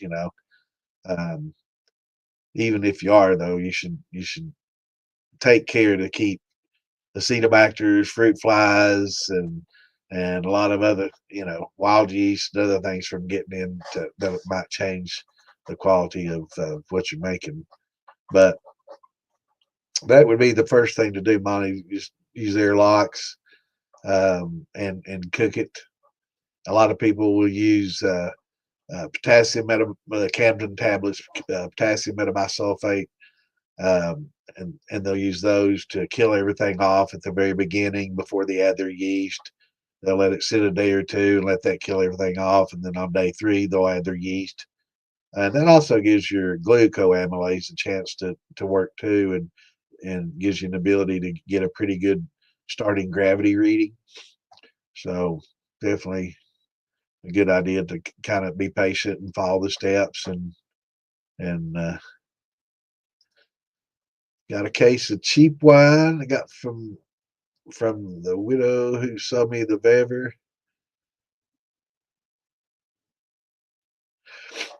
Well, run it, brother. I mean, hold on, Steve. Uh, just run it. That old wine will be just fine, brother. Make sure though that you have enough to at least fill 3/4 or a half of your Vever up. You don't want to leave a lot of airspace in the top of it, and you don't want it too close to the top either. So, but as long as you got enough to at least fill it halfway up, you should be fine. Or I don't know what the ratio is, maybe a third, no less than a third. Then you get too much air gap in there, and it's not as effective. When you run more risks of, I guess, pressure buildups and things. But it should be fine in your Vever. But yeah, just a lot of people use box wines, whatever they can. Question: do I need to add sugar to my sour mash or no because I ran low on funds? Yeah, you need to have your gravity up when you start your next mash in. So you just finished with the last one. You're ready to start the next mash. You've got the leftovers from the last one sitting there with the spent grains and your yeast bed and all that sitting there waiting. You're going to pour in some of your, take some of your back set, pour it in there. You're going to take and add some, well, boil some water and add some sugar to it, make some syrup, and let that cool down, so that you don't want to pour anything hot into your sour mash, or it's going to kill a lot of your live yeast and stuff in there. So you got all this from the last time sitting in there. You get spent grains that aren't quite so spent. You can throw some new fresh grains on top of that. You're back set, and then once that sugar water syrup, simple syrup, cools down, you can add that in there and just start using your hydrometer and keep adding the syrup till you get the hydrometer, reading that you want, 1.070, 1.080, whatever. Um, then you can check your pH, and make sure your pH is in range, and you can add some more back set if it's not acidic enough, or if it's too acidic, hopefully you'll have some oyster shells in there that'll start kicking in, or you might have to add a little baking soda or something to bring the proof up. But the oyster shells should help. They should always be in there. Just leave them in there.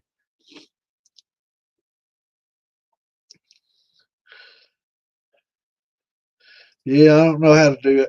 Comment on the TV either. You'd have to maybe have a keyboard that would work. I don't know if it functions as like a. You'd have to watch it through your browser instead of just the YouTube app. I'm thinking. You might have to go into a browser and then open up YouTube as an app that way instead of going straight to the YouTube there. Yeah, that was actually one of my first wines too, Richard. Uh, they have a lot of different recipes online. But damn it.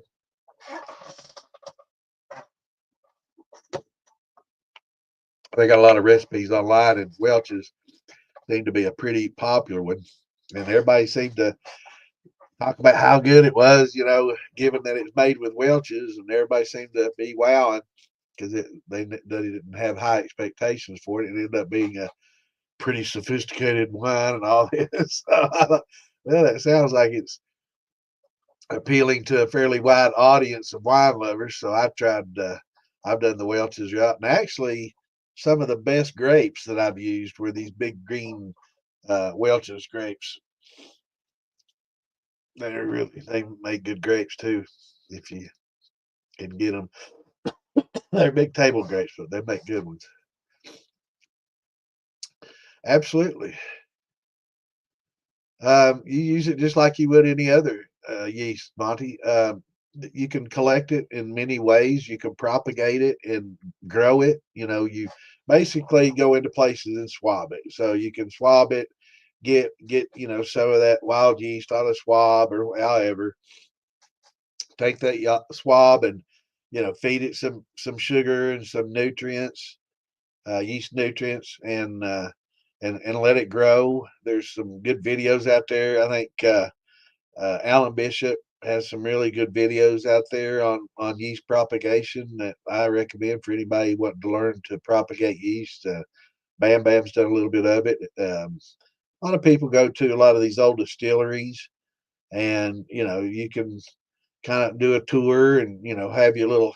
I guess you have your little sandwich baggie or something with some Q-tips in there, and every once in a while maybe reach in and swab something in the distillery, because those yeast inside these old distilleries are everywhere, and it kind of looks like powder mold all over everything. It's just they're everywhere in a lot of these places. You can just swab and then put it in your bag, take it home, and get you copper donnas, what they call them, yeast brinks, whatever, and you can start propagating yeast. Some of them are really good flavors. Some of them work really well. Some of them are horrible and will give you some of the worst smells and sulfurs and flocculants and other things. Um, but it's give or take. I mean, you find a good yeast, you can find some really interesting sweet varieties, and that work real well.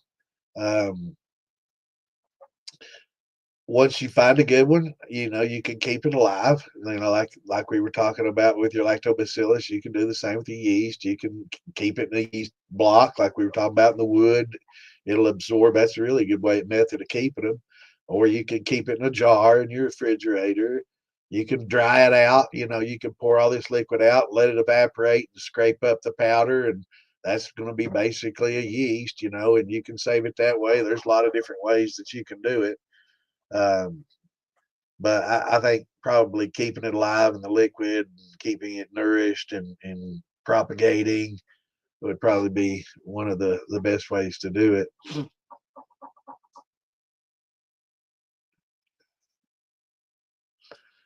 Started drinking a long time ago. Started on vodka.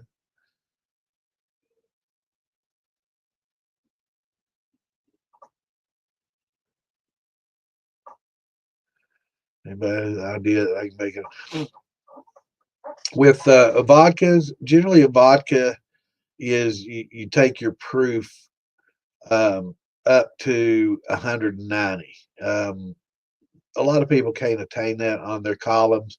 You can run a deflagmator and get pretty close to that. You can run a pretty tall column with some sight glasses and get close. Um, excuse me. Once you start adding plates with the bubbles, bubble holes that will hold your liquor and deter it from rising, gives it a little bit more reflux and gives it some more high proof. But those methods are what it's really going to take to get your proof higher, to the point where you get to a 190. Um, but yeah, you can make some pretty decent vodkas, and flavor them with whatever drink, vodka, Coke, whatever you want to mix them with. Orange juices are always good, but yeah, vodkas are nice to make. I know that I've made vodkas that make Tito's taste like trash, you know. So you can definitely make you some good home vodka though. And it doesn't take potatoes to make vodka. You can make a wheat vodka, you can make a corn-based vodka. There's a lot of different bases for your vodkas, and again, I can smoke Tito's on the vodka. You can make some really good ones, and you can make a vodka anything. Once you take just anything to 190 proof, I think you can pretty much call it a damn vodka. So technically, you can make a brandy vodka. And once it gets proof back down, it'll have some interesting characteristics that some of your vodkas won't. I'm not real big on potato, but the wheat vodkas are pretty damn good.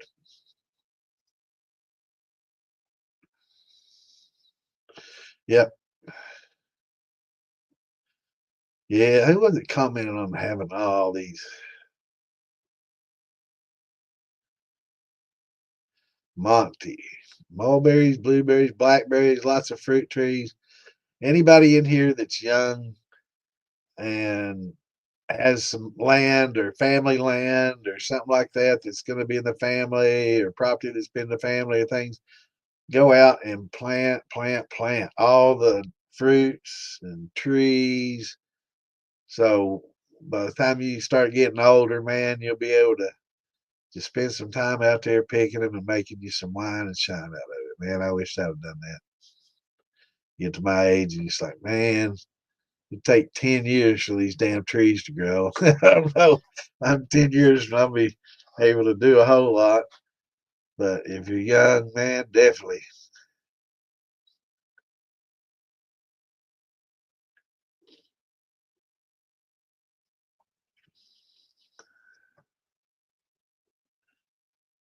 Now, if I missed anybody's questions, type it in again because I've obviously skipped over it and I don't mean to.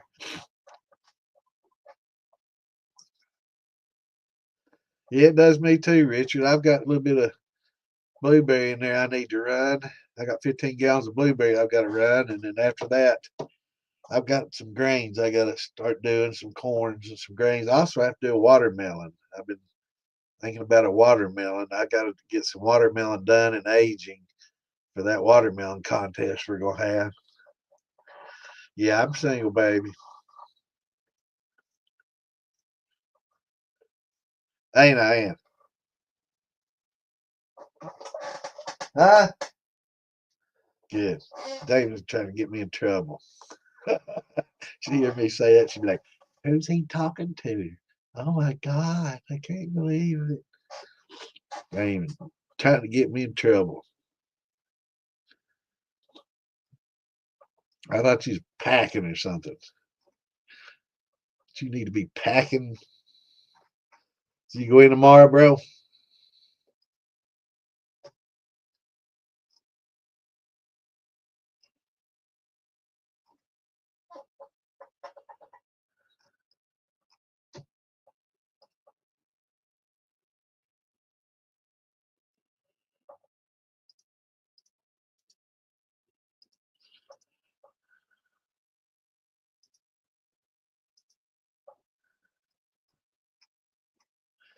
The heck? Lord, it's what the hell? Man, I'm trying to do two things at once. I'm not very good at doing one thing at a time.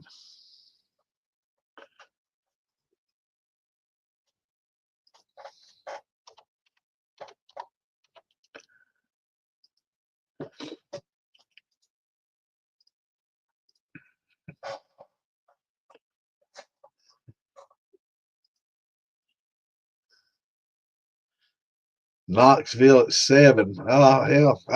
Oh, to the airport.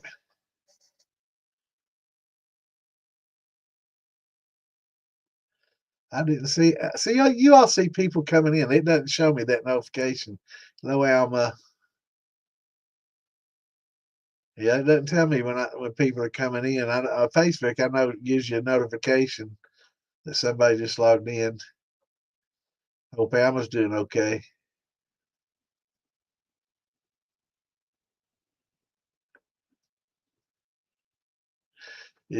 Cody? Let's go back and see what your question is. So then,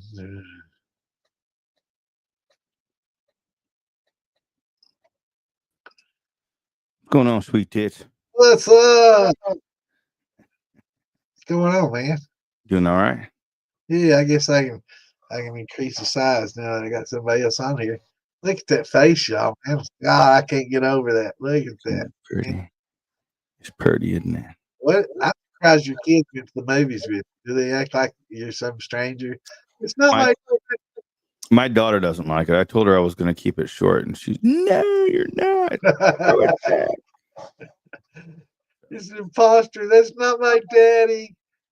Yeah, I gotta go to Knoxville. I'm not flying out this time, but I gotta pick up. I'm driving, but I gotta pick up a rental car. Cool. At the Knoxville airport. Then I'm gonna head over. It's a 7-hour drive from Knoxville to where I gotta be at in Maryland. So, what the hell? So they gonna start letting you take a rental car every time, or you have been? Well, when I fly over there, I get a rental car anyway. Right. You know, so I'm like, why not? I'm gonna try it once to see how it is, and maybe I'll save them on airfare because they're spending, you know, a buttload of money on airfare for me to fly over there round trip anyway. So do you get that extra money if you save it, or no, that's saving the company? Yeah, what a guy! That's job security shit right there. Well, we'll see. I mean, I just hate airports, man. You know, Yeah. I don't mind flying. I just don't like the airport. It's not a good experience. It's invasive.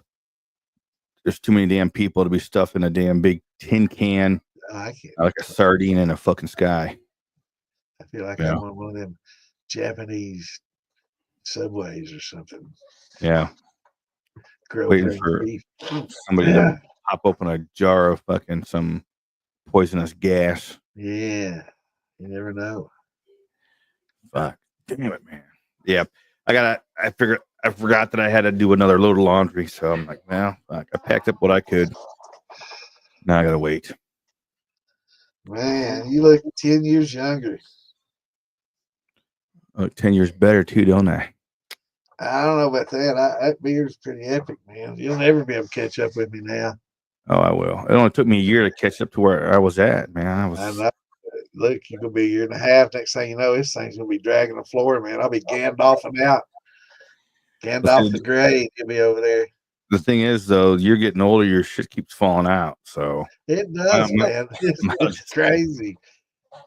Yeah, I couldn't believe I couldn't believe that I had so much beard that I had left because my brush was covered with beard hair, and every time I took a shower, I was like, how the fuck do I still have a beard left? I mean, I shed like crazy, and it gets in my. I mean, in these little wheels. I've got this little desk chair on rollers, and I guess on this floor, I don't really realize how much hair accumulates because these little wheels pick it up.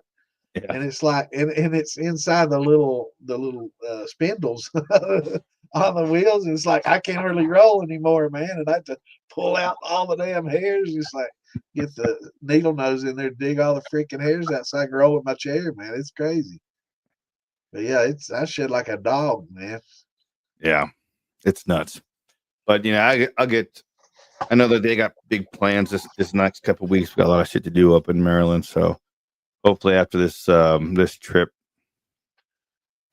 we'll see. I might start growing it back. We'll see. So We'll see today how it when I works. did the podcast, I did the Rumble, and then when I clicked on Kick, it wouldn't let me because I guess I'd already selected the max number. So sometimes I click on yours, and I guess it Oh puts it yeah. in your scary. I probably shouldn't do that. I should probably let you do that. Oh, you on But my horse shine? I probably 1, 2, 3, 4, 5, 6, 7. So we gonna do 8 at a time. Oh yes, you're streaming to my actually. What you're doing? You're streaming. Yeah, you're streaming to my YouTube as well. That's fine. Okay. That's why you couldn't do Kick. So next time, just leave it on yours and not worry about Kick. Either way. Okay. I don't care.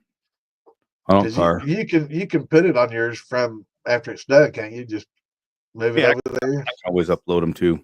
So it's Okay. not a big deal. Because if we can That's get what more I mean. exposure on Kick, and then you add that, if it's not a lot of trouble, it'll probably be better. But if not, then I'll just keep doing it this way.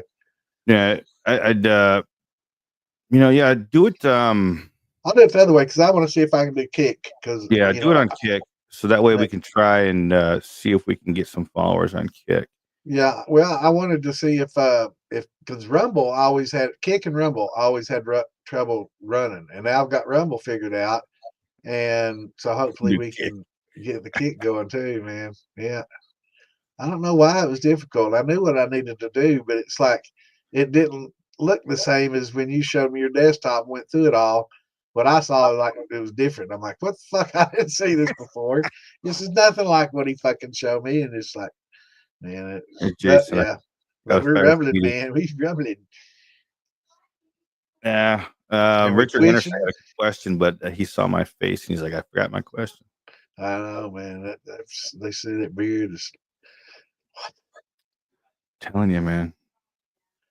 Oh, can I set my mash out? Let the wild yeast take over. I would introduce wild yeast instead of just expecting them.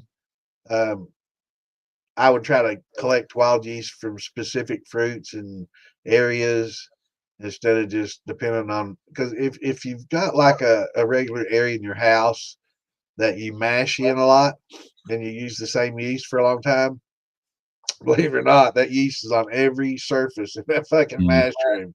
It's like a powder mold. You don't even fucking know it or see it, but it's everywhere, just like it does in these distilleries over time. So if you just leave it open, chances are that wild yeast isn't going to be exactly wild. It's going to be that EC1118 you've been using or something like that that's just growing there. Right. Yeah. But yeah, If I'm wrong, if you like, say hypothetically, say you had 30 gallons mash ferment and you right, left the lid off outside because you wanted to try and connect wild yeast, you're not going to be sure what you're going to get. It could right, be wild yeast from the oak tree next door. It could be wild yeast from the mushrooms growing next to your porch. right, It could be, so you don't know what flavor profile you're going to get either, right? right. And flies, fruit flies and regular flies, they'll land on a lot of different fruits and piles of shit and everything else. So yeah, you don't really know what kind of bacteria you're getting. But fruit flies can be really bad because they get into a lot of fruit that's rotting, and it's already started the fermentation process. And acetobacters, there's a bacteria called acetobacillus, and it will start building up on some of your fruits and stuff, and that's what's used to make vinegar. So you get that, and in the right You're conditions, yeah, you can start propagating vinegar, and it can ruin a wine in a heartbeat. But it's best. Yeah, the wild yeast are generally take off quick and they'll work off quickly. A lot of times they won't finish, but for what it's worth, it's great to experiment once you. For beginners, I wouldn't even dream of it. Just forget all that shit and just learn your fundamentals and figure out what kind of yeast on Amazon that you can get that you like and get used to that. Get used to being clean. Get used to killing off your yeast and all that. Get disciplined in that. And then once you get to the point where you're getting a little bored and you've tried a bunch of different yeasts and you want to experiment and do some things outside the box, that's when it's time to start going out and propagating yeast. And you're bored with a lot of other things and you're just trying to learn more and expound on what you've learned. But I say definitely learn the basics first and definitely Alan Bishop does a lot with wild yeast. He's done a lot. Yeah. That's what I was saying earlier. That's telling people, look up Alan Bishop, the Alchemist of the Dark Woods. He's Yeah. out of Indiana. He's And also, I think Wayne, has experimented with some wild yeast. yeah, And Wayne and Gary both, and there's been a lot of different people that has experimented, done videos with it. But Alan, I think Alan taught. Oh yeah, Wayne and Alan are pretty close. French I think Slick, he's Alchemist or French Slick or something like yeah, that. yeah, Alchemist and French Slicks, yeah. And now it's Dark Forest, and he's a good guy too. yeah, he's a great guy. Yeah, for sure. See him and Wayne both are great people. But yeah, anytime I can plug Alan, I do. He's one of the few people I go to for answers. Yeah, brilliant. He's a brilliant guy. Yep, he knows a lot. Sure does. Yeah, when it gets complex, I generally, I'll go to National Institute of Health, this, Distillers Institute or Alan Bishop or, I like to Old Homestead. Yeah, that's the thing. That's what I was trying to come up with.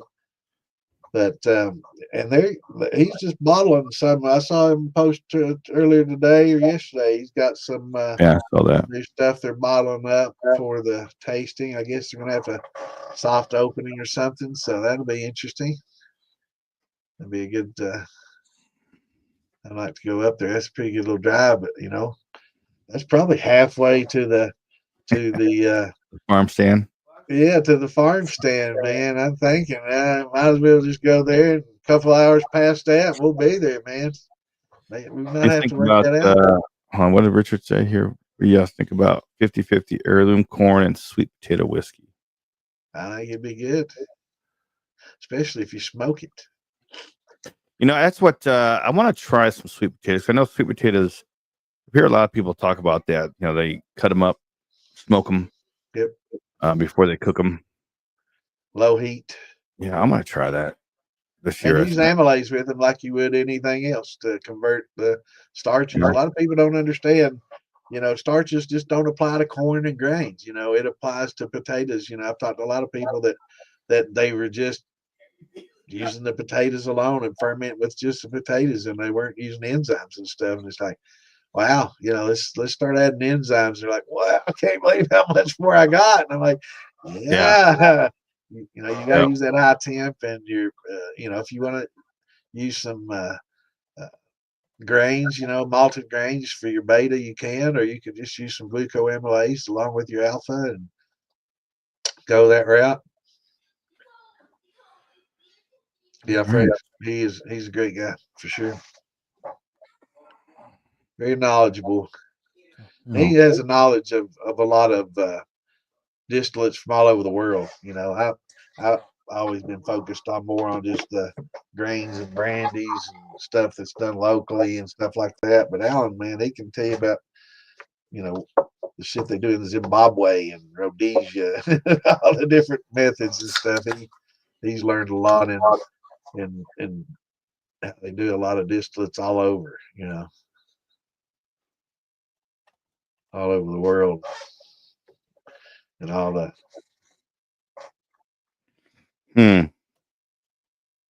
But, Sorry, answering a question now.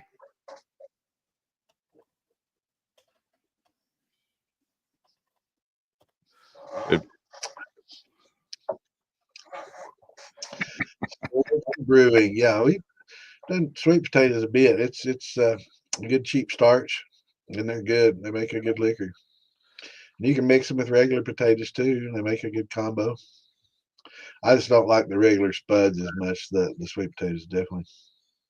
Yeah, I want to. That's all Mark Morgan does, and I hear a lot of horror stories from people that do it, regular potatoes, and how that how it's a pain in the ass.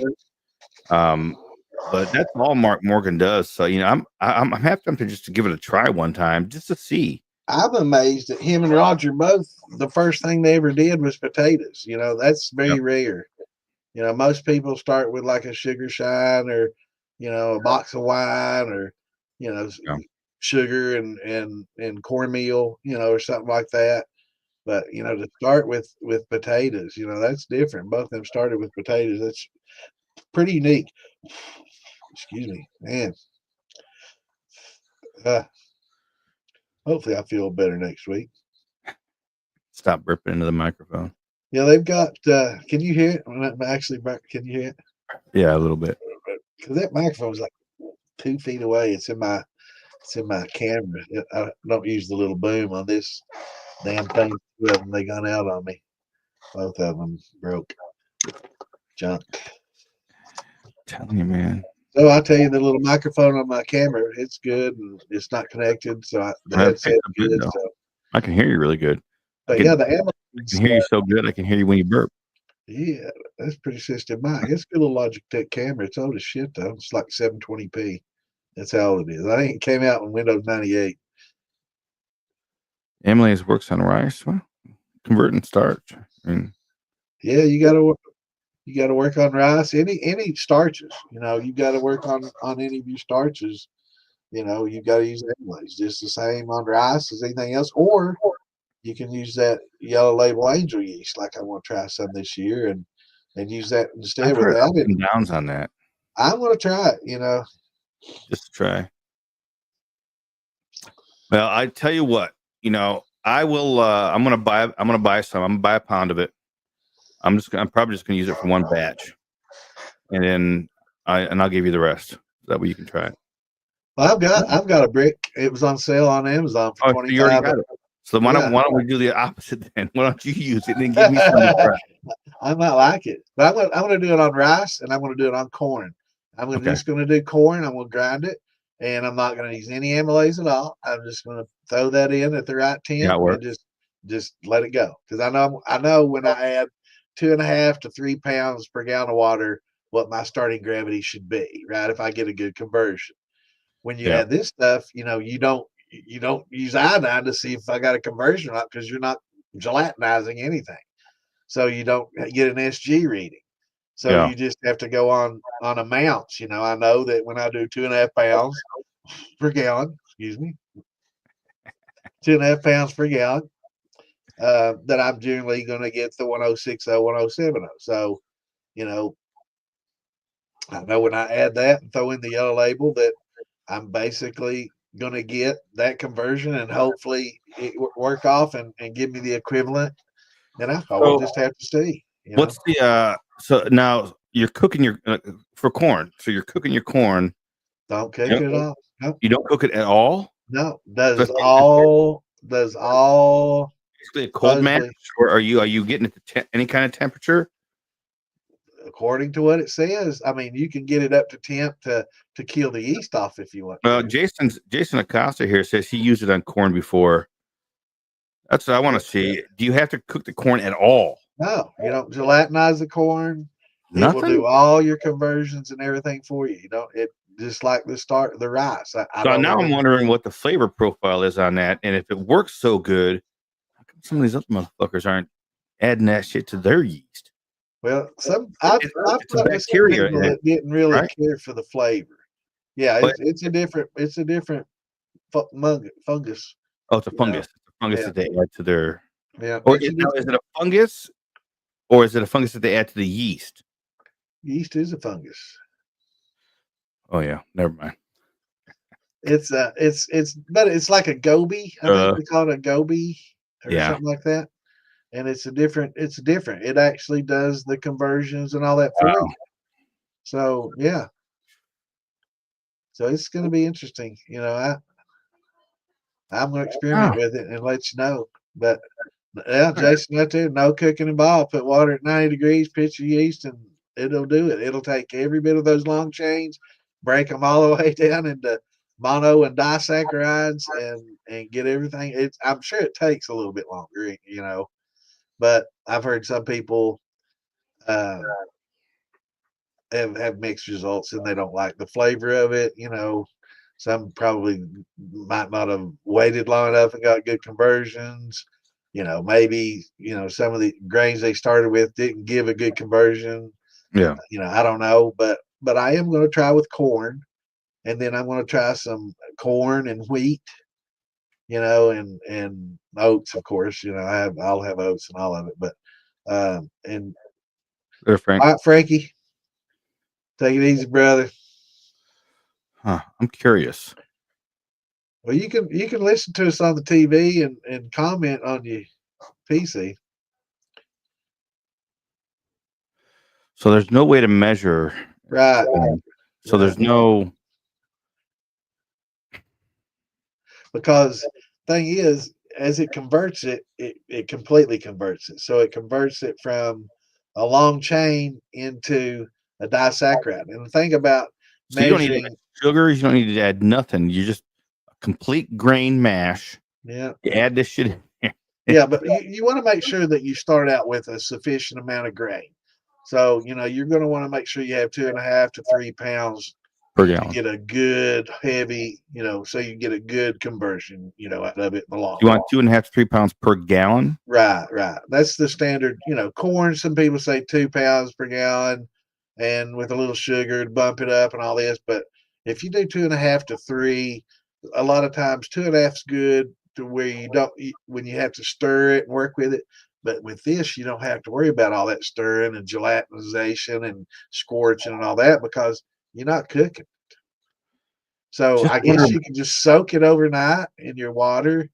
And then once it's soaked up good, just add your yellow label to it. 90, or a good warm temperature for a good striking temp with your yeast, and just let it activate. And, you could probably do a good starter with your yeast, would probably be a good idea. Add some sugar, and do a good starter with your yellow label to get to multiply the numbers. When you pitch it in there, it'll multiply. But that's what I plan on doing a yeast starter with sugar. I wonder, Jason, is there any issues with using a starter yeast? I mean, I've not heard of any issues. I've never done anything with it, but yeah. You just basically, Richard, you're just going on what you've done in the past with your 2.5. I know when I do 2.5, when I add barley and wheat and oats, I'll try to use 2.5 pounds per gallon when I have a multigrain, or like if it's just corn, I try to tend to go closer to 3, because it doesn't usually convert as well without the malted grains and stuff, even with family.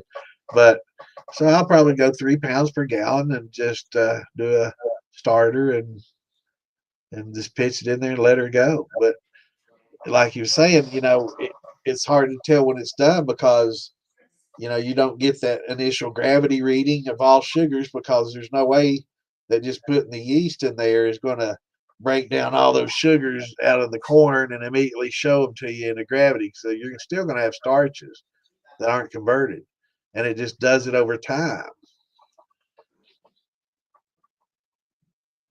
Okay. Mom, where's Zero? Made a failed attempt at converting. Okay, so okay, see. Yeah, a little bit of delay. I made a failed attempt at converting corn. So you just do the standard cook, gelatinize, convert, and all that. So you started with gelatinized separated sugars, added sugar, fermented, and ran with it. Took unconverted corn and added back set with water and yellow label angel yeast, sour mash with no sugar, and that worked out well too. Interesting. So I'm just going to try the first round. I'm just going to add just cracked corn. I'll probably just get a big old 50-pound bag of cracked corn and Yeah, I'm not going to use any good. I'm going to try that too, but I'm not going to use any of my good corn. I'm going to use. That's just cheap cracked corn. Yeah. Or with some And, deer feed or some shit like that. put a 50-pound bag in about 20 gallons of water. That's 2.5 pounds per gallon. And let that go and see how it works. You're going to do just straight corn? Yeah, I'm going to do straight corn and then see how that works. And then the next time I'll probably throw in some oats. I always throw in oats. But on the next one, I'll probably. If I do 2 pounds per gallon and I'm doing 30 gallons, I'm going to need 60 pounds of corn then. Yeah, you might want to do a little more than 2 pounds. Well, that's why I'll do 50 pounds of corn, and then I'll throw in some oats and some wheat and some shit like that in there. I'll throw you in some wheat. But on the next one, I'm going to do a multigrain with barley, wheat, and oats, and corn, and that's 6-row. So that'll help with conversions and stuff, along with the yellow label. And then I'm going to try a rice. I guess I'm going to do 3 pounds of rice. I mean, I guess soak rice and do 3 pounds of rice per gallon. I haven't looked at the chart on that, but I'm assuming. Now, does it matter what kind of rice? Because certain rice have different starch content, right? Right. So I'm guessing. I don't think you want a minute rice. No, you don't want Uncle Ben's, but some wild rice. Japanese would use what do they have? What's that Japanese rice that they use over there? Let's have a look. See. I'm sure that they would use the specific kind of rice that they have readily available. That's probably what would be a highest starch content of rice? Although sake can be brewed with any kind of rice, the best sake is produced from Japonica short or medium grain rice. For Medium grain top class sake such as Ginjo or Dajingo types, it is. I know I butchered that shit. It's preferred to use premium rice developed for sake brewing, known as sakasami. Japonica rice. Sakami, yeah. Contains more starch than long grain rice. Mm-hmm. Japonica. I wonder how much that is. Let's look up some of that. Yeah. I'd say most of your standard rices, though, are going to. That's not too bad. I mean, you get it's a 5-pound bag from Kroger's, $10. Yeah. I mean, and you can look at some of the different ones they've got there on the shelf and compare some of the, starch notes and which ones contain the starches and stuff and preservatives, if any, or what they might be preserved with. It'll be something to learn more about for sure. Oh, Robert. Just a regular white rice. No rye. Gotta be some rye in there. I got rice. Some white rye. White rye. I wonder what in comparison what the starch content is to like regular long grain rice.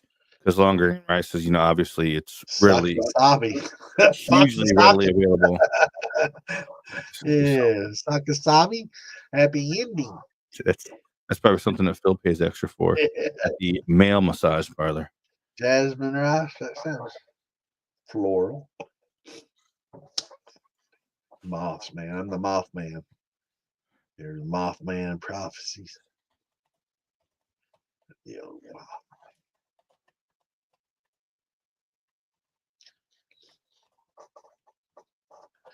Whew. Oh shit! I forgot I can't post it. Yeah, I can't believe you just figured out how to do that posting and stuff. Screenshot. I mean, I've done pictures and videos and stuff. I even sent fucking StreamYard a suggestion thing. It'd be nice if I could share the screen.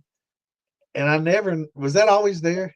Yeah, down at the bottom or under where it says present. It's always been there. But I always looked at the top. I never, and they added some new stuff there, didn't they? Like slides and PDFs are new and extra cameras kind of new. But share screen, I didn't. Yeah, the extra camera, it's new now because when they changed the pricing format, it used to be available to everybody. Right. But then when they changed the pricing format and you had to go up to the $100 version in order to get that extra camera, now we can get that extra camera. It used to be available on a cheaper version, but it's not now. But I like that now, especially when we go to when we're in Maggie. Right. I'm going to have that extra camera set up. Live streaming. Yeah, live streaming. The crowd while we're be awesome. So it'll just be another square, just like you sitting there. Yeah. Just the crowd will just be like another guest just looking at the crowd. That'll be awesome. Yeah. And then if we wanted, and if somebody did come by, I have an extra set of headphones. We could just turn the camera on them. Yep. So that'd be cool awesome. Who you? I like it. Man, Phil. But yeah, that'll be so helpful. I'm so glad too when I did the search. Phil Billy's was the very top video on that, and I'm like, well, I don't think he'll mind if I use his content. Some others might have a little say in it. But see this shit? Do you see this shit? Do you see this?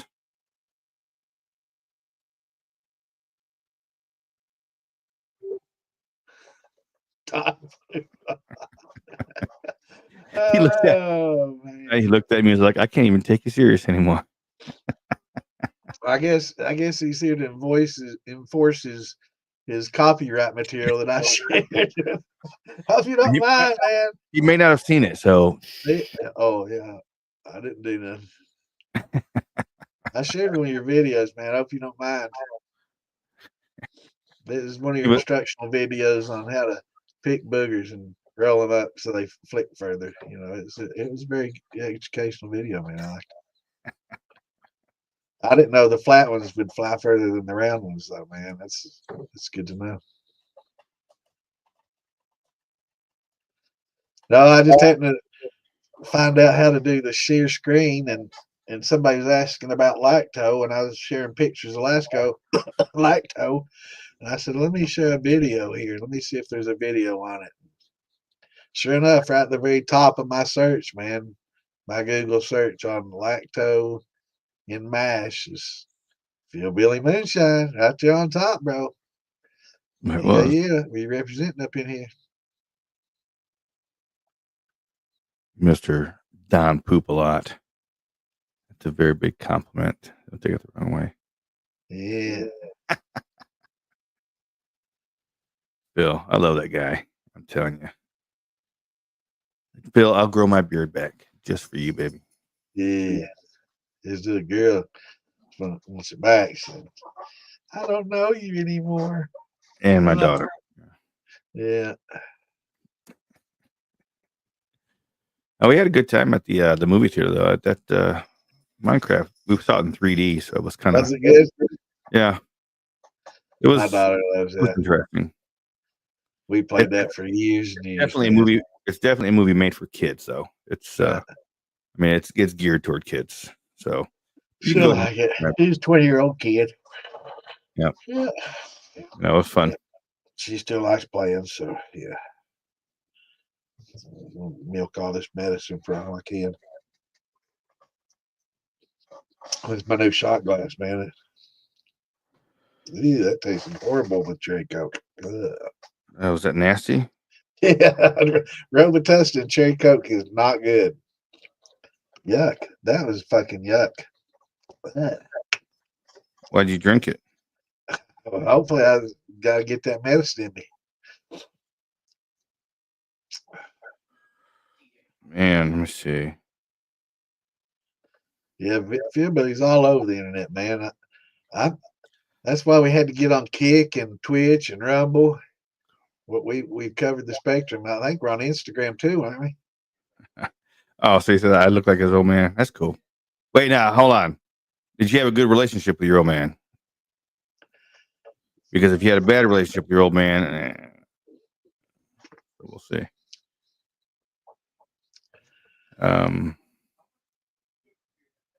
Yeah, shot.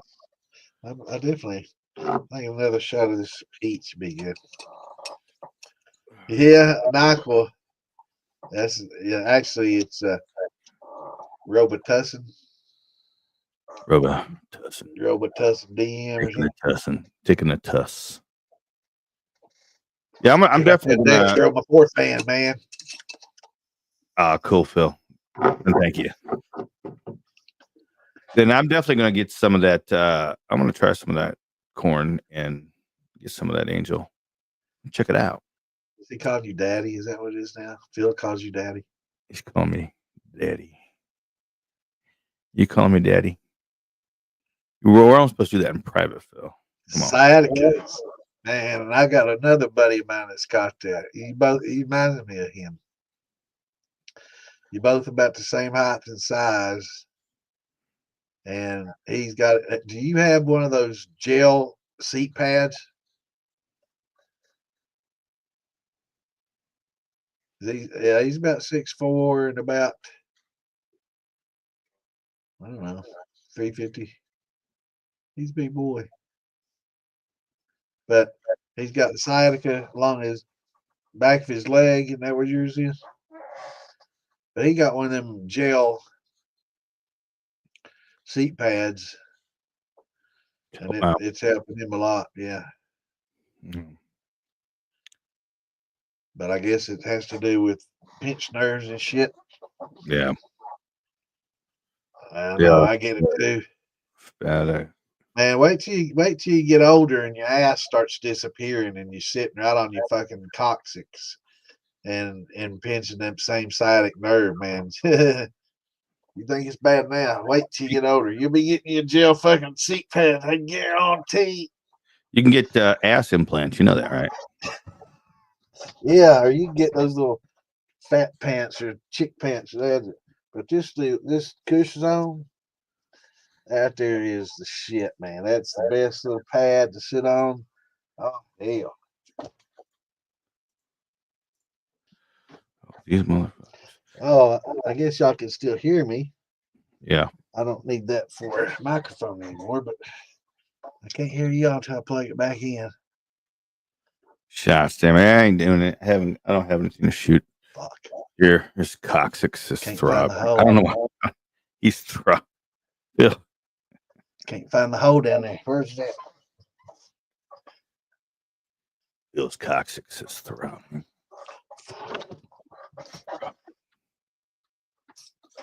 There it is. Found the hole, man. Boot time. Yeah, I had to spit on it. Spit on it to get the slide in there. Coccyx is throbbing. Ooh. I have my lower spine's fused from an accident that I had when I was wee young lad. I fractured my spine in three spots. So they fused it. So I'm not looking. I'm already, because I'm overweight. I'm already having issues with it. When I had the fusion done, my doctor said, when you get older, you're going to have arthritis issues in your spine. And since I got older, I also got fatter. Because at that time, dude, I was skinny as fuck back then. But I got older and I got fatter, and it's made it worse. So, unfortunately, my spine damage is in my neck. It's up high, and that's the cause of my migraines and stuff. Ooh. Is from that. And that, dude. Oh, it's just crazy, man. It's just unbelievable pain. God, it's the worst ever. It's just crazy pain. But I can't imagine, sitting down. I know as you get older, your ass goes away, and you're literally, your belly doesn't, your ass goes first, and the weight's still there, and you're sitting like on bones, and it fucking hurts. So yeah, you definitely want to get you the pads and the gel pads and the balm and that foam, the Is it memory foam, gel foam shit? memory foam, the real thick, dense foam stuff, like the beds are made of. Yeah. Yeah, I got a bed mate. That's a hybrid. It's got some of that shit in there. Yeah, I got the Merc, Tempur-Pedic. I love that shit. Yeah, man, I love my Tempur-Pedic. We were in Florida visiting Ann's daughters, and they daughter's house, and they have a air mattress that we sleep on, and it's not too bad. They kept it, blown up every night. It didn't lose much. Overnight, it lost, a bit, and it was a little bit. You had to roll around to get out. It was tough getting in and out of, but it wasn't too bad. It wasn't at the end of the week. I wasn't hurting like I thought I was going to be. It wasn't too bad, but I was definitely glad to get home to my mattress. Well, did you find the presents I left at your house? Me? Yeah, while you were gone. No. Where'd you hide them? I guess I'll have to look a little harder. Yeah, Marcus Chapman, baby, that's me. I'll be out there rustling in the bushes, man. I get my flashlight and go out there in a minute. Probably get called in. Oh shit! I can't believe I got you. I didn't know you didn't have a badge. You had a badge. That's funny shit. Yeah, don't keep big fat wallets. Yep.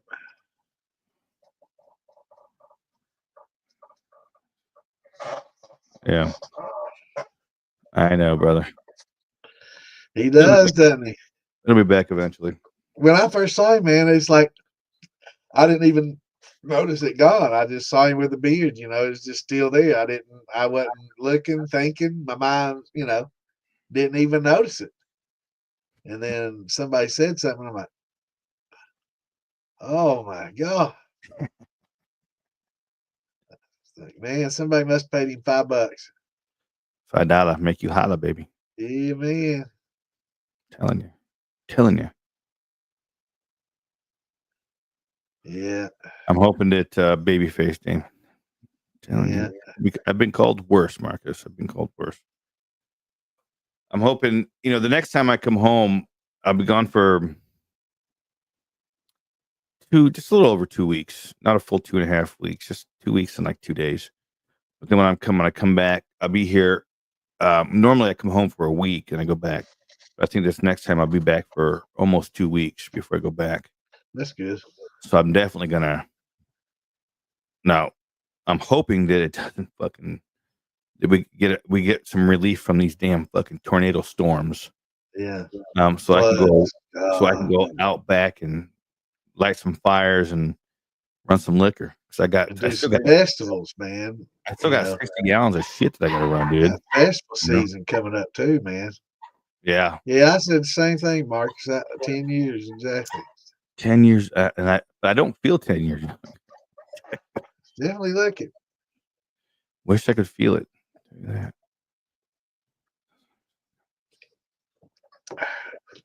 Yeah. Yeah, it's Kentucky's underwater. Oh, what the hell, man? We got a lot more on the way, man. It's going to be some widespread flooding. That's what I was talking about earlier on the stream. It's generally here in Kentucky. I mean, people don't understand that Kentucky has more running water, more moving water than any other state in the United States other than Alaska. So we're used to seeing their flooding, but usually it's localized. We'll just get a really heavy rain at one spot, Kentucky, and maybe every 30, 40 years we'll get this signature flood that that'll cover most of eastern Kentucky or most of central Kentucky or most western. But I'm seeing pictures, and I posted on my Facebook page, of just all across Kentucky, flooding in areas that haven't flooded before, and that's the strange thing. And what's coming with more rain is all this is going to add up to saturation, and it's just going to compound, and there's going to be some really major widespread flooding. 2-3 2 months ago, we had a flood in eastern Kentucky that in Pike County that was the worst that we've had. Yep. We had one in the 50s, one in the 70s, and then one in the 2025. And so it'd been that long, since I was a kid, 77, I think it was, and then 52. So yeah, it'd been a long time since we'd had a flood that big in Kentucky in Pike County. And I guess we had one maybe 5-7 years ago that was from what Roothead stole some of the money from the flood victims of Eastern Kentucky. Yeah. And it wasn't as bad as the one we had 2 months ago. So that one, 2 months ago, and now they had fires and they had a tornado touchdown last week, and now they got all this rain and all the flooding across the state. It's bad, man. Yeah, caves everywhere. So it's it's all across the state. And I mean, you just look at the band of rain, and it's just moving straight. It's right over, and it stays over. It's why the whole band moves. The whole. So we don't have a chance, man. We're going to get rained on for the next 2 days, and we're fucked. It's gonna be bad. Yeah. Well, I'm hoping that I know that we the way my property sits, it slopes because the backyard of it goes up into the mountain. Right. It goes up, so it slopes down to my yard and it goes down. So there's a part right where my driveway's at where we get those wet weather springs that pop up. Right. But there's one that hasn't stopped, so I got like a fucking swamp on the side of my driveway that won't dry up. Where's it coming up out of the ground there? Yeah. And you got your nice spring, man. And well, the problem is that spot is like level, right. So it's coming up right there, and all that water is pooling there. I can't get in there to cut the fucking grass. The rest of the yard I cut, right. But I can't get in there, and it's fucking getting tall. It's like swamp weeds growing in there and shit. Is there any way that you can make like a swale? I tried to get. I tried to do. I did a little bit to get it to go down into the culvert into the road, but just wasn't enough. So that sounds like a good bottle to me, now, baby. Hell yeah, he knows what I like. Have you seen this one, Jason? Keep showing that, but you haven't opened it yet. Well, it's $300 bottle for a $375, man. Hey, Phil popped that bottle last night. I'm going to. I know. I'm gonna pop this top once I'm sure I can get another one that I can keep on the shelf. So I want to have one for collectible. It's not the money; it's the availability. So once I get another one that I know I can collect, I'll pop the top on this one and have a sippy sip. But yeah, that's 100. And yes, you saw that right. 139.4 proof. That's the highest that they've ever produced. And you can't get this on the shelves. You can't get it at the stores. You cannot even get this at Woodford Reserve in the gift shop on the shelf. You have to go to the lady that runs the register and know to ask her for this, and she'll reach underneath the shelf and get you a bottle per person of this. So one per person. That's how limited it is and how hard it is to find. See that, Jeff? I should just take a little sippy sip just to tell Jeff how good it is. Man. But I'm gonna get me another bottle and make sure that I can get another bottle or two, and I might sell one, pay for the two I keep. One of these weekends, I might have to head up there and. Yeah, you see my bar, man. They got a pretty well stocked bar for somebody that makes their own. Pretty well stocked. I'm talking about heading to Woodford so I can grab me a couple bottles and I'll chug that shit. You can come on up, man. You need to be hurrying because it's going fast but it's exclusive. Nobody knows about it, and that's why there's still some available. And hopefully there's still some because I've got to get another bottle in my hand before I pop the seal on that.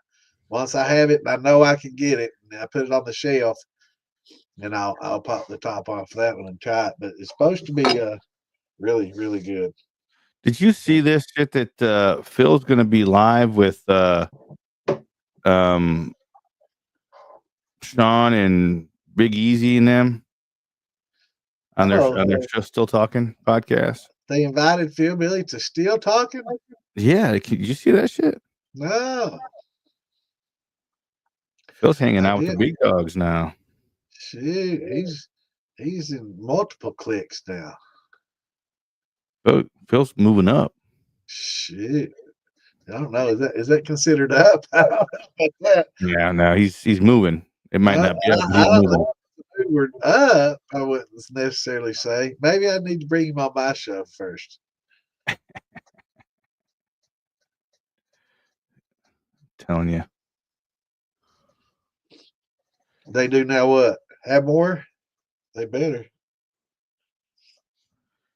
Hope they're making more. I'm gonna go there. This is it. This is never to be. Whisper Redux, chocolate Whisper Redux. So I'm gonna go there and be like, "Hey, Santa said I could come here and get some bottles. I could have two, motherfucker. Santa said you did BOGOs on those. Buy one, get one free.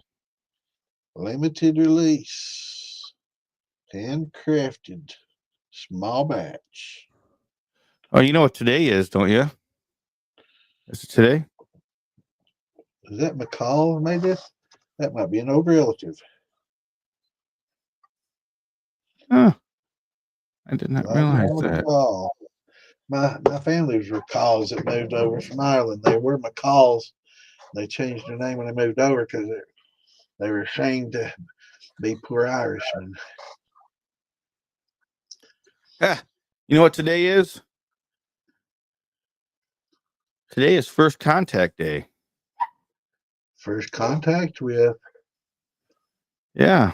This when the aliens landed and this is when this is when on Star Trek, First Contact. Oh. Where's that from? First Contact, April 5th. It's actually in 2063, but April 5th is First Contact Day. 2063. All right. We got a few more years to wait. But it's April 5th. So May the 5th. 63, that'll be 37 years from now. I'll be 97. Yeah, that's happening. I'll be dead. I'll be right there, man. I'll be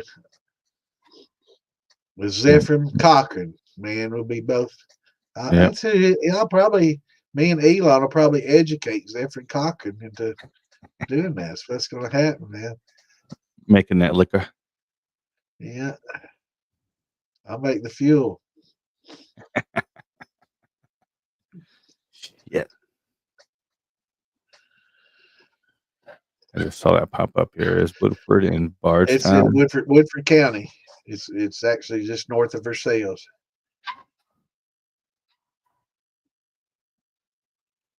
But it's on the skinny now. Don't tell everybody. But they'll let you have one bottle. It's $99 plus tax. And I think those are selling right now online for $2.99. That's $2.99 online right now with the. How much? You can't order it. $299. You can't order it. Woodford will not ship it. Only way to get it, is to show up and ask for it. Yeah, Drummond. And we did that. You can draw that, but the way my beard was, it wouldn't fit all into the respirator. It was too big, so I would have had to cut it down anyway. But I know that a couple of other guys that I'm going to be testing, they have scruff, and a little bit of a beard. And that's all I'm going to do is just put the respirator on and use like a, what is that? What are those pencils that the women use to draw an outline of the mask? Eyeliners. And then they just gotta shave that line, so that way it creates. It has skin to skin contact, so that way it can create a seal. And then after that, once you get that seal, you can properly test. And then, like I said before, hopefully, I'm going to be the one actually doing the testing going forward, so I shouldn't have to actually take the test again after this, because I'll be given the test, hopefully. So that means I should be able to at least let it come down a little bit more. All right, here we go. Sweet potato whiskey, 10 pounds, trucker's favorite, 5 pounds sweet potato, 2 pounds malted barley, and little oats. Let's see, 10, Oh. 15, 17. How many gallons of water are you going to put on that 17 pounds? Yeah, it has to be about 30 5, gallons. Oh, no, yeah, about 5. what, 15, 17. So, yeah, you're going to have more if you're going to do more water. I mean, right? 5. If you do 3 pounds, that'd be 15. Basically got to divide that in About half. 6, right? Yeah, about 6 be 3. So about 7 gallons. 7, yeah, 7 about right. Yeah. 7, yeah, you said 7 there. So yeah, at least. Yeah, 7 be about right. And you can use your hydrometer there at the end if you need to add a little bit more water, to thin it out a little bit if you get too much conversion. But I've never seen too much conversion. But yeah, the sweet potatoes do real well. Save if you cook them, pull the skins off of them, and then cook the insides, and then smoke the skins with a low temperature, nothing over 100 degrees or so you don't kill the amylase off of it. Maybe 110, so you don't kill the alpha on it and in it. And then you can mix those skins back in with your mash later, when you would normally add a beta, or your malted grains and stuff. And chop, I guess you can shred your peels up and just add it in there. But I would definitely still use if using, you got those malted barley. Yeah, that definitely would help. I'd use some alpha in there to help as well at the beginning. High temp. I've been hearing everybody talk about this trucker's corn. I've not tried it either. Huh? I've not tried it either. Yeah, I know, but I want to figure out. I heard Tom talking about it too. I know. I need to see where people are getting it from, because everywhere I look to try and find it, it's expensive as all balls. It's not cheap. Yeah, I've not tried to get it yet. It's something new to me. I don't know that I ever heard about it before, like this year. Hadn't it been something recent for you too? I don't know that. Yeah, because I don't know how long it's been around.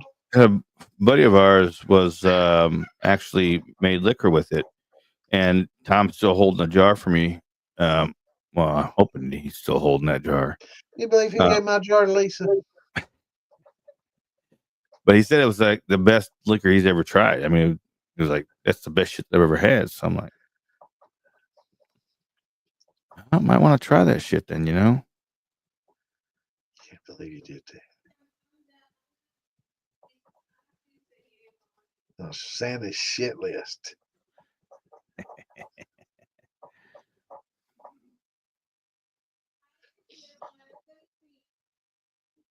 Oh shit! Yeah, I've never heard of it till this year. It's something. I'm sure it's something new. Somebody's created new. I've just never heard of it. Damn. Cyrus has it. Cyrus does. Yeah. Oh, nice. I need to get him on here. I need to talk to Cyrus to get him on, man. Talk about his festival. He's got one going on. Also, Troy Halsey, I sent him 2 damn messages in Facebook Messenger. He ain't answered me yet. Old fart. Troy Halsey, I can give him a call. You want me call him? Yeah, call him. Tell him answer his damn Facebook messages. Look, yeah. I'm trying to help him promote it. And it's good. At least it's gonna sit there and rub it in like that. Really? That's how it is? Oh God.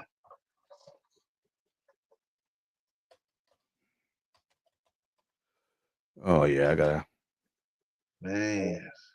10 o'clock. Poor me. It's a white dent heirloom corn. Cool. White dent heirloom corn. That's what it is.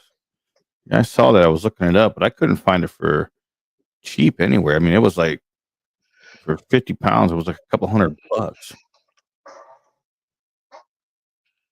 Hmm. I was like, damn, hell no. I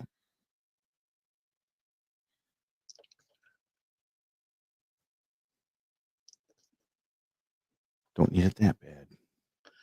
5 gallons, 6 quarts per run.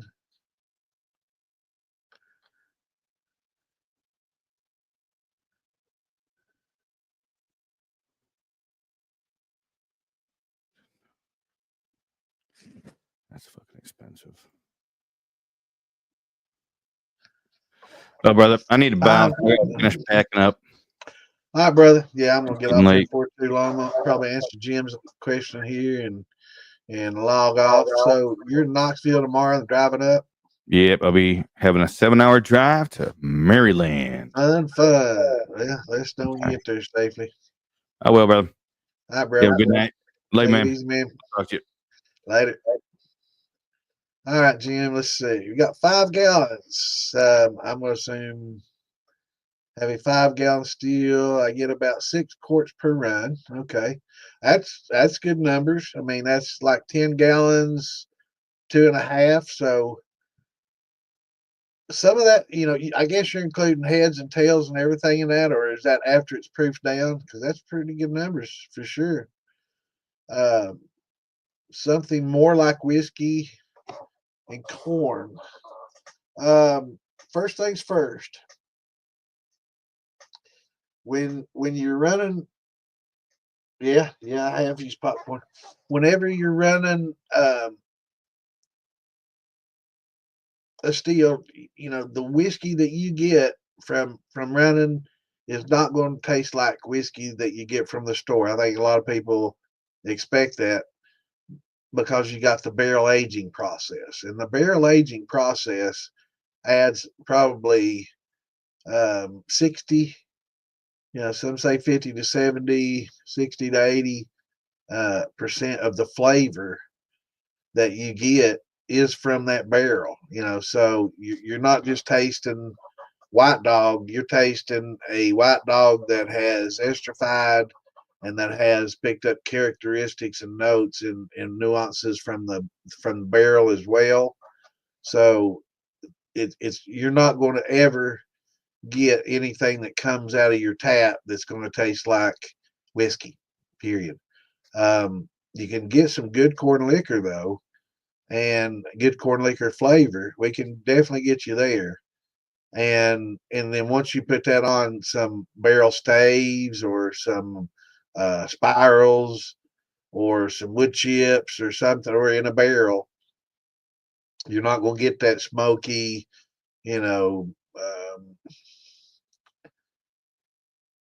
what's the word, caramel, notes, that vanilla caramel, notes that smoky that you get out of a barrel. So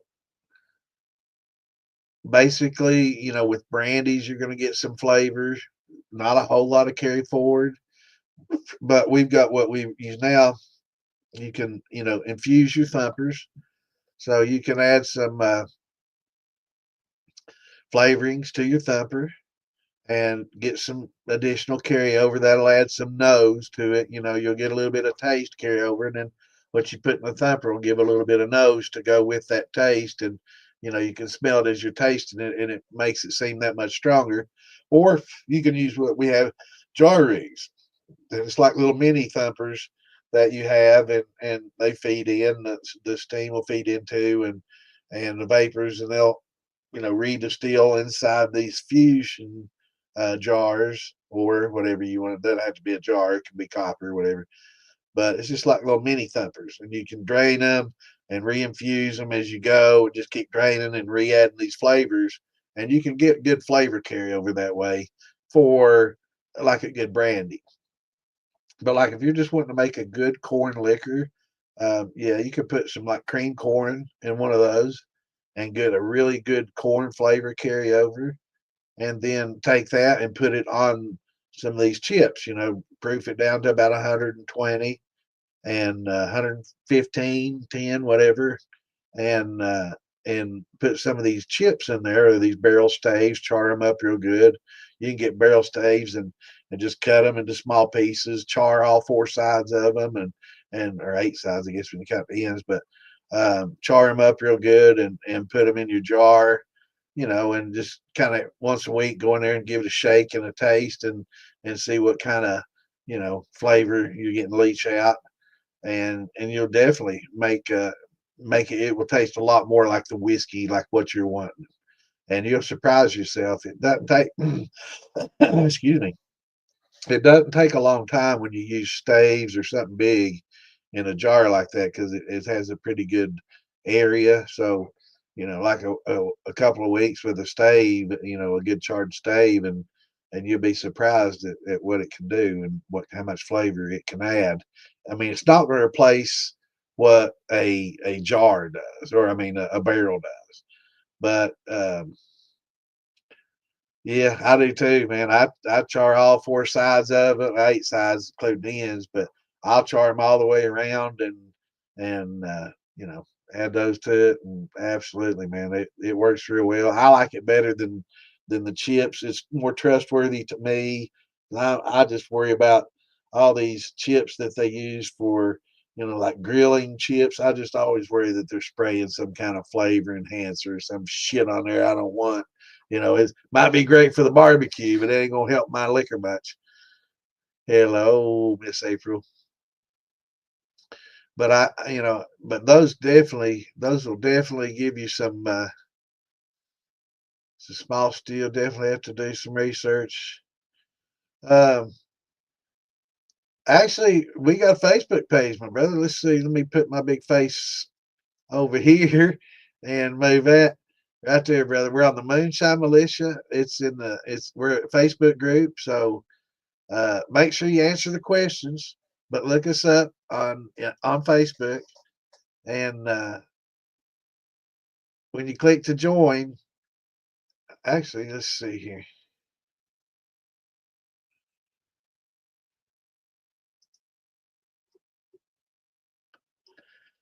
All right, let's see.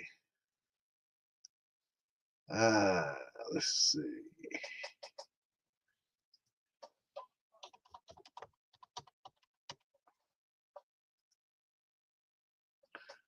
And let me see what your. Okay, I see the two of you there.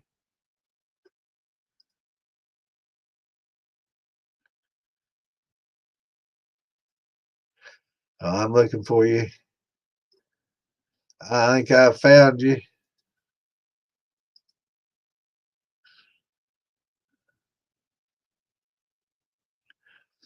Just one moment, and I'll see if I can invite you from there. But answer the questions. Come back. Let me see. Invite. Oh, shoot. I can't do it, brother. We're not Facebook friends yet. But anyway, find Moonshine Militia on Facebook and just request to join. But at the bottom, scroll down, because sometimes people don't see it at the bottom, and they'll just see the join button and they'll click it, but they don't see below there's questions. So you might have to scroll down and answer. And the reason we do that is just because there's bots on here that automatically just try to join every group, and it's just a computer bot, and they just like spamming pages with ads and other shit like that. So we found that if we just post a few questions the bot can't program it to answer them. So just answer the questions. It don't matter if it's right or wrong. Just answer them. And hell yeah, man, we'll get you going. We'll get you set up, and whatever updates you need to make, if any, will help. And shit, man, we'll have you making top shelf stuff in no time, brother. I mean, we've got people that are commercial, and some of us in there like me, almost 50 years experience. There's some in there more than me. A lot of commercial, people in there that do big scale and use some of the biggest of the big equipment. So we've got somebody in there for everybody, man. Just don't be afraid to ask questions. Some groups you ask them and people will make fun of you and start shit and be a troll, but that ain't gonna happen in the militia, because as soon as that happens, we boot their ass out. So, definitely jump in there, ask any damn question you want, and holler at me, and I'll take care of you, brother. And I sent you a friend request.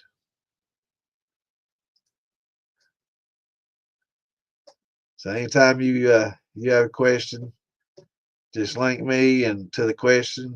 My name's Joseph, by the way. I'm the one that just sent the friend request. They call me Santa. Yeah, no problem, brother. You'll definitely join us up, and we'll get you running, man. It's we got a lot of people up in your neck of the woods. In fact, we're going to be having going to a festival up there. You fairly close to Wilmington? You familiar with that area?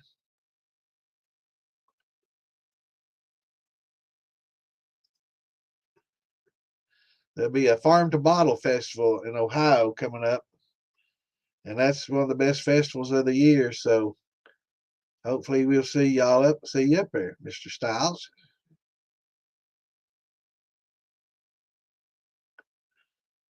But appreciate y'all for joining in. I guess we're gonna wrap it up. It's been a good Saturday show. Thanks for everybody for logging in. For those on Facebook, don't forget to give us a big old thumbs up or a heart. You know how you love me. And if you're on YouTube, like and subscribe, and that way you'll know when we come on. It'll send you a notification that we're getting ready to log in, and you can jump in there, or you can use that to find the videos the next day or whatever. You can listen to them on the way to work or whatever. But appreciate everybody dropping in, and bring your questions and bring your friends, and let's grow this. Let's make it bigger. I want to keep growing this. I'm going to be doing some educational videos and stuff that hopefully I'll be able to supplement this. A lot of people will have some questions, and I'll be able to say, yeah, you need to go to the militia page in the files, go to chapter 2, and in chapter 2, I covered it in full detail. And in chapter 2, you can go and it'll be all about mashing in or something like that. So I'm going to try to do what George does, but a lot of people just say, go watch George's videos. And, if anybody knows that George has hundreds of freaking videos, and you'd have to spend, binge watch for 2 days just to get the question answered, right? So we're going to try to be specific in each chapter to where you go directly and get your answer, and not have to watch 3 days of videos to get it. Get a little more specific to the point, and then shorter videos, maybe 30-minute segments, dealing with each question. And everybody has pretty much the same question. Some of you more advanced people have some out of the box questions that I love, but most of the beginners have the same questions and stuff, and we'll try to cover those first, and then we'll work our way up to the more advanced stuff. But hope everybody has a great Saturday. Stay dry, stay out of the flood waters, and pray for the people of Kentucky and Tennessee and all of the southeast. We're getting blanketed, man. It's going to be bad here. I mean, it's bad enough as it is, and we got rain coming for the next 2 days. So my basement's dry. It's flooded before, but I think I solved those problems, man. I had 2 inches of water in this basement once before. Knocking on wood. Hopefully that doesn't happen again. But we'll just have to break the old pump out if it does. Just keep keeping on. I've had to rearrange this basement once before. But thanks for tuning in, you guys. We'll see y'all Wednesday. Have a great weekend. Stay safe and dry. See y'all. Peace out.